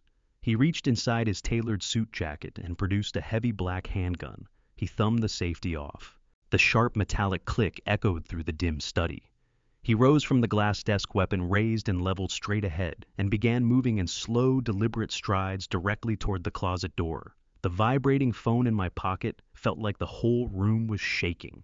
Baxter Corwin was closing the distance to the louvered wooden doors with a loaded handgun in his fist. I could see the cold steel barrel catching the faint glow of the brass desk lamp, glinting in the dim light. My 71-year-old heart was slamming against my ribs, but my mind went ice cold and razor clear. I had spent my entire working life around heavy machinery and highly toxic industrial chemicals on the east side of Detroit. I knew exactly how to hold together under lethal pressure. I shifted my weight in the pitch black, planting my heavy work boots firmly on the smooth hardwood floor. If he pulled that louvered door open, I was not going to beg for my life like a coward. I was going to throw myself forward and fight for every breath I had left. I watched his expensive Italian leather shoes taking slow, measured, aggressive steps across my old study floor. Sabrina stood by the glass desk, trembling badly, asking him in a shaking voice what he was doing with the weapon. Baxter told her to shut her mouth and keep her eyes locked on the hallway. He extended his left hand toward the wood. I saw his manicured fingers close tightly around the old brass doorknob of the closet. The metal mechanism clicked sharply in the suffocating silence. He was about to pull the door open and pull the trigger. I squared my shoulders and braced my entire body weight against the wooden frame, ready to explode forward. At that precise fraction of a second, a sound so enormous and so violently destructive ripped through the entire second floor of the estate. It hit like a pure explosion of shattering glass and screaming metal, shaking the house to its bones. The deafening crash thundered down the long wooden hallway, completely overwhelming the heavy bass of the party music below. Della had been positioned outside the study, watching the situation carefully, and she knew I was cornered. She had grabbed a heavy solid silver serving tray and deliberately driven it straight into a massive 10-tier crystal champagne tower that Sabrina had foolishly arranged at the top of the grand staircase as a monument to her own wealth. Hundreds of expensive crystal flutes exploded at once, cascading down the wide wooden steps in a dazzling, chaotic waterfall of broken glass and spilling vintage alcohol. The wealthy guests downstairs erupted in screams of shock and raw panic, convinced the house was coming apart around them. The scale of the destruction was total and completely unexpected. Baxter flinched hard, yanking his hand away from the brass closet doorknob as though it had scorched him. He spun around, handgun-gripped, tight eyes blown wide with sudden flooding panic. Sabrina let out a piercing shriek and grabbed her expensive diamond necklace with both hands. She screamed that the police were raiding the house.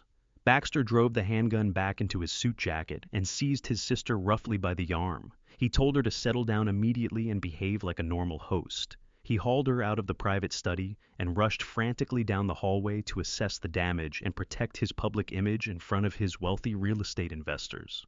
The heavy oak door swung shut behind them, leaving the room in complete silence.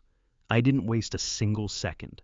I burst out of that cramped, dark supply closet, pulling in deep lungfuls of cool air. My old muscles ached terribly, and adrenaline was tearing through my veins like liquid fire. I crossed directly to the sleek glass desk and dropped to my knees on the hardwood floor. I looked under the small metal shelf where the router was tucked. The digital cloning drive I had plugged into the back of Donovan's wireless network was no longer blinking blue. The tiny LED was burning a solid, steady green, the signal for complete success. The data download was 100% finished.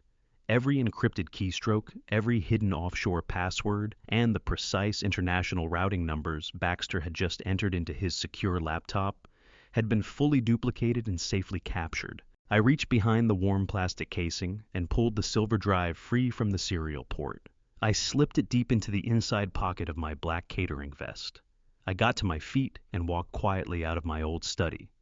I moved fast down the narrow back servant staircase, bypassing the chaotic wreckage of shattered crystal and shouting guests at the front of the house entirely. The elite crowd was completely consumed by the magnificent disaster Della had so brilliantly engineered. I slipped out through the dark kitchen doors and stepped back into the freezing Detroit night, making my way toward the catering van, sitting discreetly in the back alleyway. Della was already inside, breathing hard, her black uniform dotted with small, sticky flecks of spilled champagne. I placed the cold silver cloning drive in her hand, and she plugged it straight into her encrypted laptop. The screen lit up the dark interior of the van, raw, intercepted data, streaming cleanly into her advanced decryption software. Then a large urgent red warning banner flashed across the top of her monitor. It was a direct, secure message from Director Warren Aldgate at the Federal Deposit Insurance Corporation, headquarters in Washington, D.C. The message stated that the Federal Reserve Tracking System had just flagged the massive illegal offshore wire transfer. Baxter had managed to hit the execution button before he bolted out of the study. The $2 million in stolen money was now sitting in a temporary digital clearinghouse suspended in cyberspace. On the federal screen, a bold digital clock was already ticking exactly 10 minutes before the dirty money crossed permanently into the Cayman Islands and left American jurisdiction forever. Warren Aldgate had zero intention of letting that clock reach zero. 30 heavily armed federal agents had quietly sealed off every inch of my property's outer edge. They crouched in the pitch-black Detroit night, motionless breath, held a ring of federal steel that nobody at this party could see or escape. Every last one of these smug, celebrating crooks was already caught, they just didn't know it yet. The agents couldn't move through those thick wooden doors until I gave the word. That authority, the trigger that would bring my son's entire world crashing down, was mine alone to pull. I was tucked beneath the raised DJ platform that Sabrina had hired for the night's entertainment. The disc jockey had wandered off for a cigarette, leaving his entire electronic setup sitting dark and unwatched. I shrugged off my black catering vest and kicked it into the shadows at the corner of the tent. No more invisible help. No more silent man refilling glasses for the people who stripped everything from me. Now I was something else entirely, the one who had engineered every piece of what was about to happen. Out across the backyard, temporary neon lights painted everything in a cold, garish wash. That ugly stretch of gray concrete poured right over the garden my wife had tended for years was wall to wall, with investors, city insiders, and developers who'd built their fortunes on corruption. They laughed, they toasted, their crystal flutes rang against each other. Every single one of them believed tonight was the launch of something great. None of them had the faintest suspicion they had walked straight into a public reckoning. I dug into my jacket and pulled out the encrypted flash drive, the raw audio, the high-resolution images of every forged banking document. I slotted it into the main projection server beside the audio board. The system read it without hesitation. A single green light blinked on. Not one tremor in my hands. Up above the crowd, the giant outdoor screen glowed with Donovan's polished corporate logo, the face of his counterfeit real estate empire. That screen had maybe 2 minutes left as a promotional tool. After that, it was going to be the sharpest blade ever drawn in the city of Detroit. The thumping music cut out, and a blinding white spotlight snapped on over a low wooden stage planted in the middle of the garden. Donovan mounted those steps like he owned the ground beneath them, his tailored silk tuxedo, pristine, that signature smirk, stretched wide across his face, the one that turned my stomach with cold, righteous fury. Microphone in his right hand, a freshly filled champagne glass in his left. The crowd hushed completely, every set of eyes pulled to him. He scanned the crowd of tailored suits and designer dresses, drinking in their worship the way dry earth drinks rain. His glass went up toward the night sky. He said he was grateful they had all gathered to mark what he called a turning point, a historic moment for this city's future. Not a word about sacrifice. Not a syllable about the working people whose hands actually built things. Just talk of corporate evolution and clearing away dead weight. Then his gaze swung deliberately toward the shadowed outline of my house rising behind him. He told that laughing crowd that this parcel had been rotting under the feet of a senile, stubborn old man for decades. A man too foolish and too proud to get out of the way of progress. He called the house I'd raised my family in a crumbling wreck, a monument to outdated blue-collar thinking. He told those investors his own father was a relic incapable of grasping what real modern wealth demanded. Then he announced it, grinning he'd taken out the trash. By early next week, he said heavy bulldozers would tear across this land and grind everything I'd ever built down to dust and rubble. Rising from those ruins, he promised, would be a state-of-the-art commercial wellness center. Sabrina was right up front, hands clapping, fast eyes lit with naked greed. Baxter Corwin had his glass of dark liquor swirling lazily in his grip, standing beside her like a warlord surveying conquered ground. Donovan told the crowd to look at the big screen. He produced a small black remote from his tailored silk tuxedo pocket and said they were about to see the exclusive three-dimensional rendering of the new development. He clicked it with a theatrical, self-satisfied snap. He was expecting beauty, a glossy high-definition showcase of his fraudulent project, rolling across that screen, the crowd catching their breath, the investment pledges flooding in. What he didn't know was that I was in the darkness of the control booth, my palm already flat against the master override switch. The instant Donovan's thumb hit that button, I drove the switch forward and seized the entire feed. The screen convulsed with a violent strobe of white light for just a second. Then it settled hard and clear. No wellness center, no architectural fantasy. What filled that massive display was a high-resolution scan of the illegal $4 million commercial loan contract, every line of it. The document was enlarged so completely that anyone standing in that yard could pick out every word on the confidential federal banking letterhead without even squinting. The screen crept downward, zooming toward the bottom right corner of the contract. A red circle pulsed on screen, drawing every eye to 2 items. Item 1, my signature forged, enormous, undeniable. Item 2, the official authorization stamp of Baxter Corwin, Vice President of Commercial Lending. Every conversation in that yard stopped at once. A stunned, disoriented silence spread through the cold air like a wave. Heads turned, fingers pointed upward. Nobody could piece together why a confidential federal banking record was splashed across the party screen. Donovan's smirk was gone, replaced by something hollow-panicked. He stood up on that stage staring at what I'd done, jaw working open and shut, with nothing coming out like a man who'd just surfaced from deep water. His thumb hammered the remote. Nothing changed. He'd lost control of the system entirely. I'd cut him off at the root. He spun toward the security team, voice cracking, as he ordered someone to kill the power to the stage. But before any guard's boot left the ground, I shoved the audio fader to its limit. The ring of concert speakers shuddered with a wall of static. Then his own voice came roaring back at him. The recording from the downtown coffee shop, crystal clear, merciless, rolling across the estate at full volume and crashing against the night sky. The speakers drove his confession into every corner of that yard. The crowd heard every word of Donovan's mocking laugh. They heard him say, "Baxter is the vice president of commercial lending." His bank legitimized everything. He bypassed the algorithmic risk assessment. He manually authorized the funds and pushed the collateral through the system under a corporate exemption shell. We washed the money clean before the sun came up. That sound hammered off the brick face of my house and came back even louder. The crowd's gasp was collective, one sharp, unified intake of breath. People who minutes ago had been cheering for him now stumbled backward, putting distance between themselves and the stage, as though proximity to Donovan might somehow contaminate them. Baxter Corwin's glass slipped from his grip and hit the ground. His face had gone the color of old chalk because he understood in that instant that his federal crimes had just been delivered to hundreds of the most connected people in the room. Sabrina made a small, wretched sound and pressed both hands over her face. Donovan was shaking on that platform, his tailored silk tuxedo, now feeling I imagine less like a costume of power and more like something clamped around his chest. The crystal flute fell from his fingers, burst apart on the wooden stage floor, the sound of breaking glass swallowed entirely by the loop of his own voice declaring his guilt to the world. The execution was underway. His empire was hemorrhaging in full view of everyone he'd tried to impress, and his confession kept playing loud, relentless, bouncing off my walls, while his guests stood frozen on that cold, gray concrete, unable to move, unable to look away.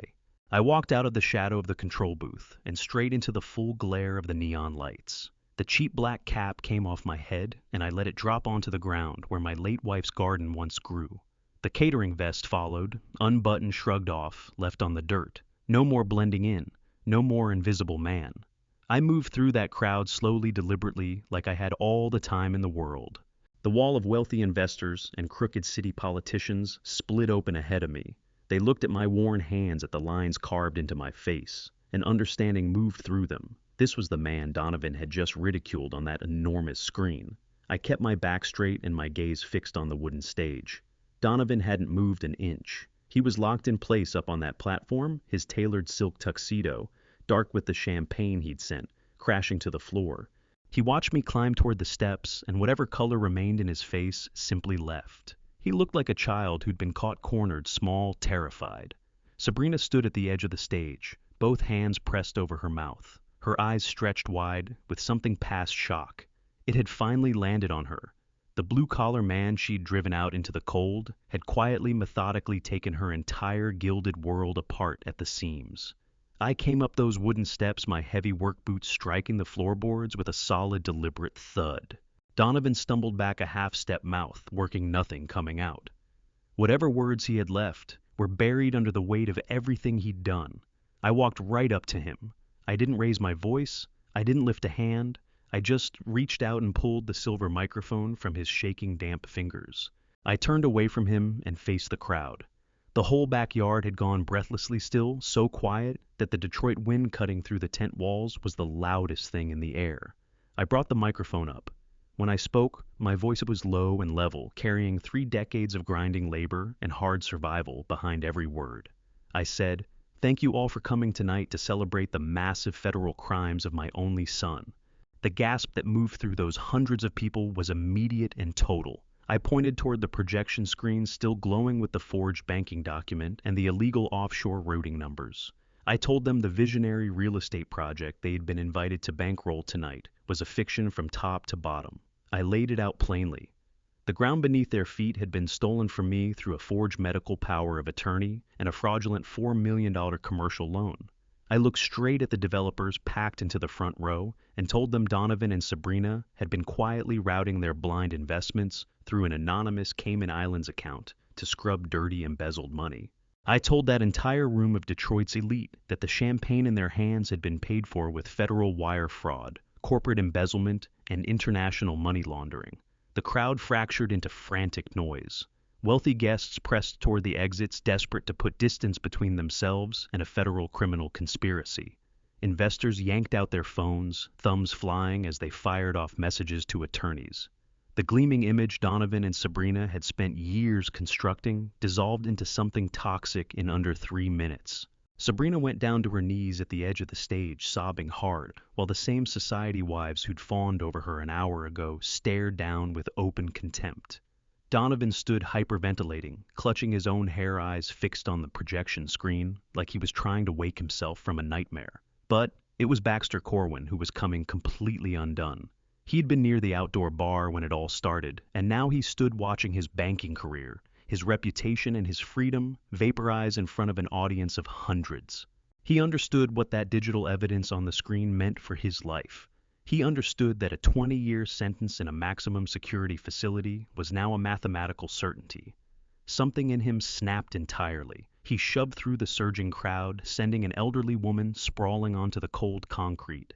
Then he started screaming, face contorted, voice cracking, pointing a shaking finger at me.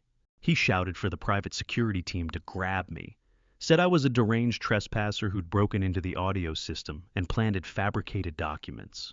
He told the panicking guests that everything on that screen was an elaborate fraud engineered by a bitter, unhinged old man. He demanded the guards drag me off the stage that very second. The guards didn't move, not one of them. They'd been hired to manage a networking party, not to step into the wreckage of a federal banking crime. The official documents burning bright on that screen, the confession still pumping through the speakers, none of them wanted any part of what this had become. They backed away and let Baxter scream at the air. He looked around and absorbed the truth no one was coming to save him. The exits were clogging fast with frightened guests trying to push their way out. He looked up at me on the stage, calm microphone in hand. The hatred in his expression was something raw and ugly. And then he did the single most reckless thing a cornered white-collar criminal can do. He reached inside his tailored jacket and drew a heavy black handgun. The scream that tore through the crowd was instantaneous. Crystal glasses hit the ground, chairs went flying. People threw themselves toward the iron gates. Women in designer gowns dropped flat, covering their heads. Corporate executives clawed over each other across the lawn. Baxter didn't flinch at any of it. He leveled that dark steel barrel at my chest. His breathing was ragged and his eyes had gone somewhere past rational. He told me I had destroyed his life and that he'd make certain I wasn't standing there when the federal agents walked through the gate. His thumb found the safety and clicked it off a small, sharp sound that cut clean through the screaming. I stood on that stage without moving. Looking straight down that barrel, I felt nothing close to fear. He was already out of time, and some part of me had known this moment was coming since long before tonight. The gun was leveled at my chest. Baxter Corwin, 20 feet away, breathing like a cornered animal. The socialites and political insiders who'd spent the evening toasting his name were now on hands and knees across the cold concrete. Women in elegant gowns wept and clawed past each other to clear the line of fire. I did not move from that stage. I did not put my hands up, and I did not say a word in my own defense. I stared into the dark mouth of that barrel and felt a deep, icy stillness settle through me. Baxter was shaking so badly the gun wavered in the air. He was a privileged bank executive, a man who'd spent his whole career insulated by expensive legal teams and manipulated ledgers on a secure terminal. He was not a killer. He was a frightened man who'd run clean out of lies and was now holding a weapon he had no real idea what to do with. He screamed at me in a voice splitting with panic, told me to get on the ground and kill the projection feed immediately. He genuinely believed he could still manage this. He thought a bullet might somehow reach back through time and erase a federal wire fraud that was already broadcasting across the city of Detroit. I held his gaze and told him quietly that he was out of time. And before his trembling finger could find the nerve to close on that trigger, the sky above my estate erupted a sudden, overwhelming blaze of blinding white light crashing down from above. It was nothing like the cheap neon glow of Sabrina's party decorations. It was a military-grade halogen spotlight driving through the dark Detroit wind like a solid column of white fire. The beam struck the center of the backyard with such force that it threw long, stark shadows across the concrete patio. A heartbeat later, the rhythmic hammering of heavy rotor blades swallowed every scream from the crowd below. A massive federal tactical helicopter hung just a few hundred feet above the old oak trees, churning a violent downwash of freezing air and debris straight through the middle of the lavish party. The brutal gust sent plastic furniture cartwheeling across the yard and exploded the few remaining champagne flutes into glittering fragments. A mechanically amplified voice thundered down from the dark sky, drowning out both the music and Donovan's confession still cycling through the speakers. It ordered every person on the property to hit the ground immediately and lace their hands behind their heads. Baxter went rigid with terror. The heavy black handgun dropped from his fingers and rang out against the cold concrete. The helicopter's spotlight had him locked a bright, inescapable circle of federal authority, pinning him where he stood. He threw a hand up to block the blinding glare, and in that moment, the reality of what had just happened finally broke through. His untouchable world was collapsing around him in real time. At the front of the estate, the heavy iron gates were smashed open with a metallic crash that rattled the ground. From the wooden stage, I watched 3 armored black tactical vans tear up the long driveway, gouging deep, muddy ruts into the manicured front lawn. Federal agents poured from those vehicles in a wave, body armor tactical rifles moving with a kind of practiced precision that leaves no room for error. The bright yellow letters spelling FBI were boldly emblazoned across their broad armored chests. They swept the side gardens and flooded the backyard in seconds. The same wealthy investors who had been laughing over imported champagne minutes ago were now face down on the cold, wet grass, sobbing and pressing their hands flat against their heads. Every trace of their high society confidence was crushed under the weight of what was landing on them. Donovan snapped out of his paralysis and made the most pathetic call of his life. He didn't reach for Sabrina. He didn't plant his feet and face what was coming. He wheeled around and ran flat out for the far edge of the property, hoping to clear the tall wooden privacy fence and vanish into the freezing Detroit night. His expensive shoes and his private gym sessions meant nothing against federal tactical agents. He covered maybe 10 yards. A large agent cut across his path and hit him hard, driving him into the turf. Donovan's tailored silk tuxedo was shredded on impact, smeared with freezing mud, torn grass ground into the fabric. He went down hard, crying out, as the agent wrenched his arms behind his back and snapped a pair of cold steel handcuffs onto his wrists. The man who had thrown his own father into the rain on Thanksgiving was now sobbing, face down in the mud, begging the agents not to hurt him and swearing he'd cooperate with anything they asked. Over at the outdoor bar, Sabrina was unraveling completely. She stood near the wreckage of her champagne tower, shrieking for someone to get her private lawyers on the phone. Her designer gown was soaked with spilled liquor and smeared with dark, muddy prints left by the fleeing crowd. Her carefully arranged hair had come apart entirely, and her makeup was streaking in ugly lines down her face. She dropped to her knees on the cold patio and threw a full hysterical tantrum in front of the approaching agents. She screamed that she was a victim, that her brother and her husband had forced her into the embezzlement scheme against her will, and that she had no knowledge of where the $2 million in stolen money had gone. The agents had no interest in her tears or her story.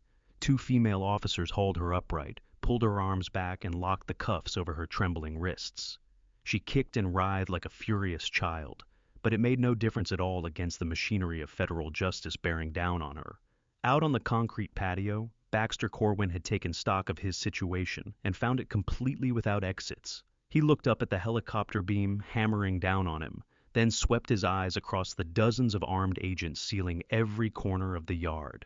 In one final lunge of pure desperation, he bolted toward the sliding glass doors at the back of my house, banking on barricading himself inside my old study.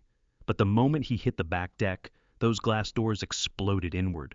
A federal SWAT team had already pushed through the front of the house and was coming out the other side to meet him. 5 armored officers drove their tactical shields into Baxter's chest and threw him backward onto the wooden deck boards. They piled on top of him, pressing his face into the cold, wet wood, shouting commands to stop resisting. From the raised platform, I watched it all in perfect stillness. Every exit sealed. Every lie publicly burned to the ground.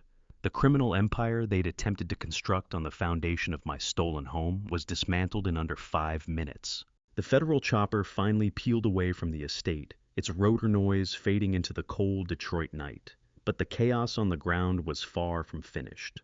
The tactical van's searchlights now lit up the ruined backyard in the harsh white.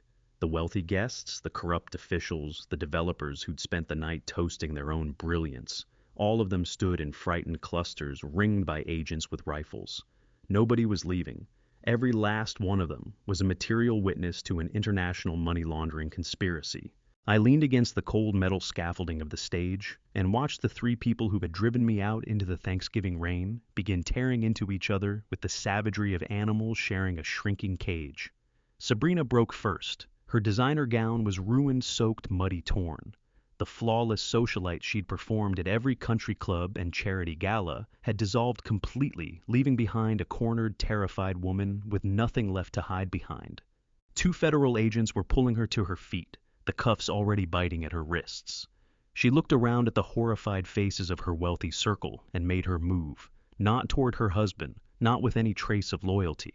She leveled her trembling manicured finger directly at Donovan, who was being hauled up from the mud by a pair of tactical officers. She screamed, her voice cracked and pitched with raw panic. She told the agents and everyone within earshot that it was all Donovan, that he was a manipulative liar who had deceived his own elderly father out of the house. She wept loudly through the whole performance, casting herself as a naive, innocent wife who had genuinely no idea where the $4 million had come from. She swore to the investigators that Donovan had forged the medical power of attorney entirely without her knowledge, and that she was appalled by his crimes. She was feeding the man she married to the federal justice system to protect herself. Donovan heard every word of it. He was standing caked in freezing mud, tailored silk tuxedo, destroyed wrists locked behind him. The shock on his face curdled fast into something volcanic. The polished fiction of their high society marriage cracked open right there on the wet concrete and split into pieces. Donovan strained against the grip of the agents holding him, lurching forward, his voice stripped raw and soaked in hatred. He called Sabrina a toxic, greedy parasite. He wanted everyone, the wealthy guests, the federal officers, all of it to hear what he had to say. He screamed that Sabrina had illegally embezzled $2 million out of her own private healthcare network to bankroll her lavish lifestyle. He told everyone in that backyard that she had threatened to file for immediate divorce and torch his startup if he didn't steal his father's house to bury her financial crimes. He wept with bitter fury, shouting that he had destroyed his own family and sold his soul just to keep her out of a prison cell, and this was what he got for it. They were gutting each other in public, every ugly secret they had buried behind their iron gates and luxury cars now bleeding out onto the lawn for the world to see. Over by the shattered sliding glass doors, Baxter Corwin was being wrenched to his feet by the SWAT team. His face was scraped and leaking blood from where it had met the hard deck boards. He was the corrupt vice president of commercial lending, untouchable, or so he'd believed. Right now, he looked like any other man being hauled off a property in handcuffs. He stood there listening to his sister and brother-in-law screaming confessions across the freezing yard, and something in him ignited. He spat blood onto the deck and unleashed a torrent of vicious cursing at both of them. He shouted that they were stupid, reckless amateurs who had wrecked his carefully constructed career. He raged that he had spent years building an airtight international offshore laundering system to salvage their wreckage, and their arrogance and carelessness had destroyed every bit of it. He cursed Sabrina for being a thief driven purely by greed. He cursed Donovan for being a spineless coward who couldn't even manage his own elderly father. He swore he would see to it personally that both of them spent the rest of their lives rotting in maximum security solitary confinement. The three of them stood locked in the blinding tactical lights, ringed by armed officers screaming poison at each other, while Detroit's elite watched in collective wide-eyed revulsion. The agents had heard enough of the spectacle. Special Agent Warren Aldgate gave one quick, firm nod from the command van. The tactical officers shoved Donovan, Sabrina, and Baxter forward, marching them across the wet grass toward the armored transport vehicles. This was not some discreet white-collar arrest handled quietly behind closed doors. This was the full walk of shame. The investors and politicians physically retreated as the three of them were pushed past, faces averted in disgust. The same people who had been toasting their vision and drinking their champagne an hour ago now looked at them the way you look at something contagious. But the very worst of their nightmare was standing by, just beyond the front gates.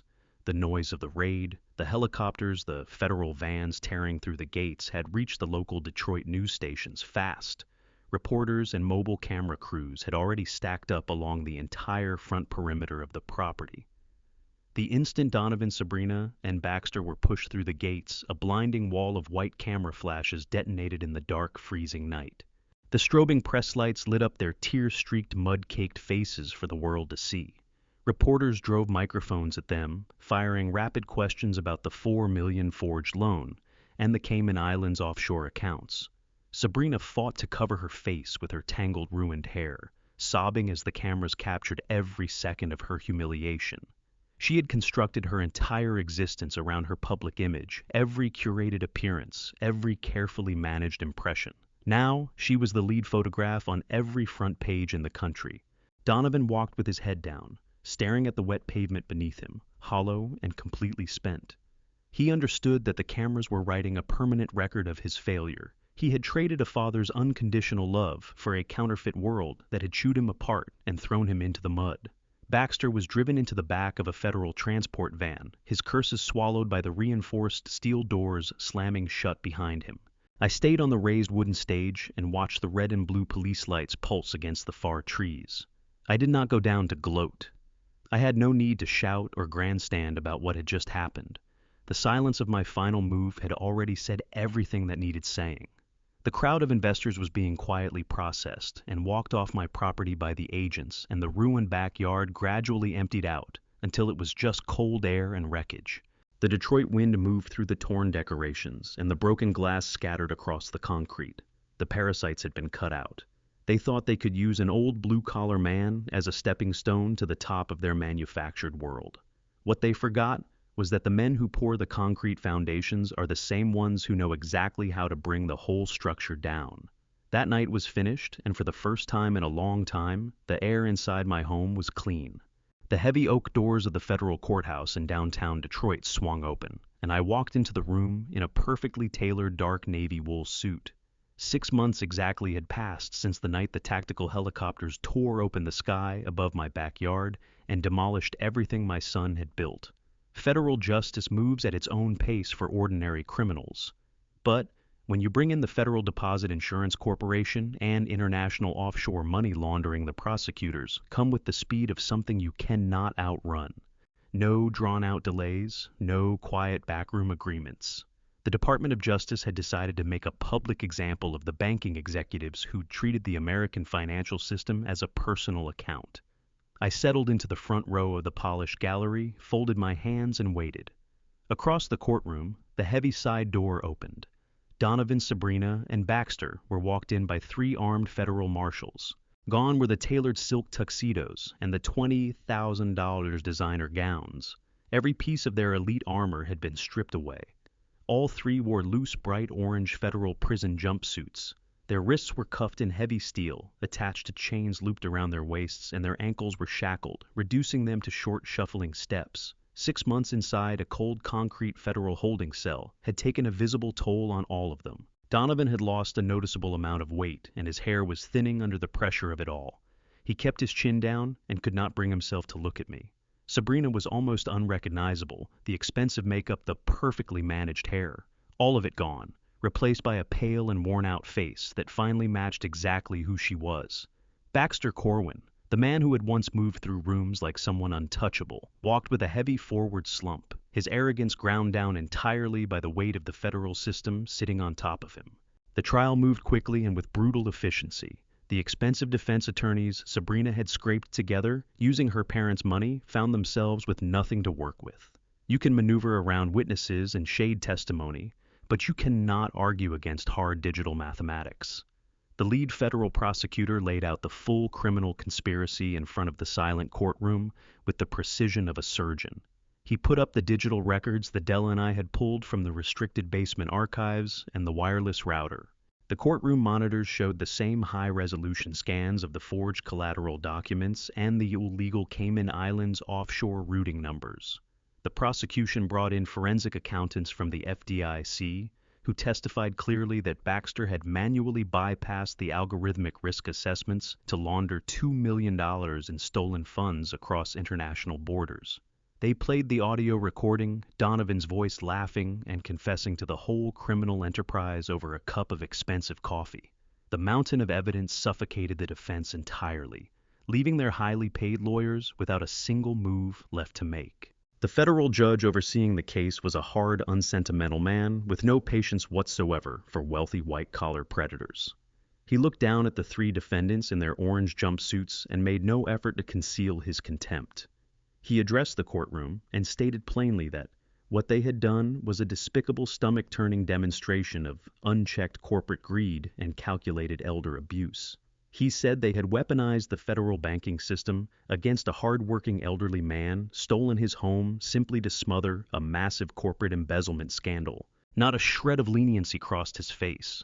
The judge gripped his heavy wooden gavel and brought it down on their futures. He sentenced Baxter Corwin to a mandatory 20 years in a maximum security federal penitentiary for mastermind bank fraud, international money laundering, and criminal conspiracy. Baxter sank into his wooden chair, hands over his face, the reality of dying inside a concrete cell settling over him like a stone. The judge then swung his cold gaze toward my son and daughter-in-law. He sentenced Donovan and Sabrina to 15 years each in federal prison for aggravated wire fraud conspiracy to commit financial theft and severe felony elder abuse. Sabrina let out a loud, piercing wail of pure despair, thrashing against her steel chains as the federal marshals seized her arms. Donovan didn't move, just stood there staring at the polished floor hollow, leveled by the choices he'd made. But the federal government's blade didn't stop with the three people standing in that courtroom. Director Warren Aldgate and his team of 30 federal examiners went after the root of the corruption itself. The FDIC officially declared Baxter's commercial bank a structurally compromised and corrupt financial institution. The federal government moved immediately to seize complete control of the bank.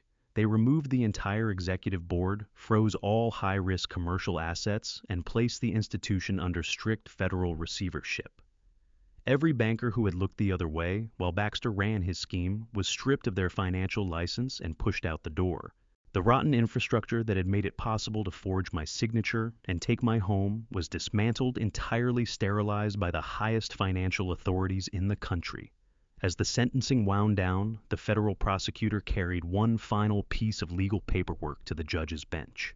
Because the $4 million commercial loan had been officially declared a direct product of federal criminal fraud, the presiding judge voided the original contract entirely. He stated for the court record that a contract built on forgery and criminal deception carries no legal standing in the United States of America. He wiped out the fraudulent foreclosure notice and dissolved the crushing debt Donovan had tried to bury me under. The judge signed a permanent binding executive order, restoring the original title and clean legal deed of my estate directly to my name. I didn't lose a single penny to that corrupt banking syndicate. I paid nothing in legal fees to fight the fraudulent foreclosure. The federal government had done that work for me. The entire criminal debt simply ceased to exist, gone, as if it had never been drawn up. The federal marshals walked the weeping, broken defendants through the heavy side doors of the courtroom and toward the armored transport buses sitting in the underground garage, ready to carry them to their permanent concrete accommodations. I rose from the polished wooden bench and buttoned my jacket. I walked at my own pace down the center aisle and out of that courtroom, leaving the darkest chapter of my life on the floor behind me. I pushed through the heavy glass doors and stepped into the bright, warm Detroit sunlight. A free man, the permanent deed to my home folded safely in my pocket. The brutal Detroit winter had finally loosened its grip, giving way to a warm and luminous spring morning. I stood at the center of my backyard in my worn canvas work shirt and heavy work boots. The ugly wooden deck and the cheap garish neon lights Donovan and Sabrina had hauled in for their arrogant celebration were long gone. I'd personally brought in a demolition crew to tear every piece of that vanity project apart and haul it off to the dump where it belonged. The gray concrete they had coldly poured over my late wife's garden had been jackhammered up and carted away, leaving the dark, rich soil underneath exposed and breathing again. I spent the last 3 weeks on my hands and knees from first light to dusk, clearing out broken debris and carefully replanting the deep purple irises Nora had loved more than anything else. I brought in mature oak trees on heavy transport trucks to fill the gaps left by the beautiful old ones they had cut down without a second thought. My old muscles ached with the familiar weight of honest physical labor, but somewhere beneath that, my soul felt lighter than it had in years. The house was no longer a crime scene. It was no longer something that could be grabbed away from me. It was my sanctuary again, quiet mine. I painted the heavy iron gates at the front of the property, working every rusted patch until the whole surface was covered in clean, thick black. I replaced the shattered glass doors and swapped the cheap plastic furniture for solid mahogany pieces that actually belonged in a real home. Every swing of the hammer and every shovelful of dirt was a deliberate act of taking my life back. I was 71 years old and rebuilding my home exactly the way I wanted it, piece by piece, day by day, on my own terms. As I packed fresh, dark soil around the roots of a newly planted oak, I caught the familiar sound of gravel shifting under footsteps from the long front driveway. I straightened up, slowly, stretched my back, and wiped the dirt from my hands with an old rag. Della Fontaine was coming up the stone path toward the sunny backyard. She was nothing like the frightened junior credit officer I'd cornered in a dark parking garage 6 months ago. Her spine was straight, her stride steady. She moved with quiet, unmistakable professional authority. She wore a sharp-tailored navy blue business suit and carried a slim leather briefcase. I smiled and crossed over to the wooden back patio. I filled 2 cups from a heavy silver thermos of hot black coffee and handed one across to her. We stood together in the warm sunlight, looking out over the newly restored garden coming back to life. I told her that the federal government had officially completed the full permanent liquidation of Baxter Corwin's corrupt commercial bank the previous afternoon. The institution had been dismantled piece by piece, and the stolen assets had been redistributed to protect the innocent account holders who had never asked to be caught in any of this. Della took a slow sip of her coffee and smiled a real one. She told me she had just come from a major orientation meeting in downtown Detroit. After the dust from the federal raid had settled, I had made a quiet, deliberate phone call to my old friend, Director Warren Aldgate, at the Federal Deposit Insurance Corporation. I told Warren he needed someone brilliant and fearless, someone who understood exactly how corrupt executives buried dirty money behind layers of digital infrastructure. I put Della's name forward for a senior position as a federal banking inspector. Warren had reviewed her execution of the data heist personally, and he hired her on the spot with a substantial starting salary. She looked at me with genuine warmth in her eyes and told me she intended to spend the rest of her career going after the same breed of arrogant, wealthy predators who had made the mistake of coming after us. I watched Della walk back down the long driveway, her future solid and bright. I turned and climbed the short steps to the back porch. I settled into my old wooden rocking chair, propped my heavy work boots up on the painted railing. I drew a long, slow pull from my mug of dark, bitter coffee, letting that deep, familiar warmth spread through my chest. The morning sat perfectly still around me. No sound, no chaos, none of the poisonous racket that comes with greedy relatives and smug high society types. My mind drifted to Donovan and Sabrina waking up in that very same moment inside cold, damp federal prison cells. Everything had been stripped away, the designer wardrobes, the imported luxury cars, the hollow pretense of superiority they had worn like a second skin. 15 years of gray steel bars, tasteless prison food, and total abandonment by the wealthy circle they had killed themselves trying to impress. Not one flicker of regret, not one drop of guilt or sorrow for my only son. 4 decades I had poured into giving that boy the world, and he had turned around and tried to shove me into an early grave just to get his hands on it sooner. He made his choice arrogant and cowardly to the end, and now he was carrying the full crushing weight of it. The massive suffocating storm had lifted, the toxic infection had been cut out clean, and my estate breathed free again. I gazed out across the blooming garden, past the heavy oak trees standing tall in the bright morning light. I had protected what was mine. I had secured my peace, rooted out the traitors, and walked away without surrendering a single ounce of my dignity or honor. A home is not merely wood and brick stacked together. It is the living proof of a lifetime spent in honest labor and unconditional sacrifice. When a child chooses greed over gratitude, they do not simply take property. They hollow out their own soul.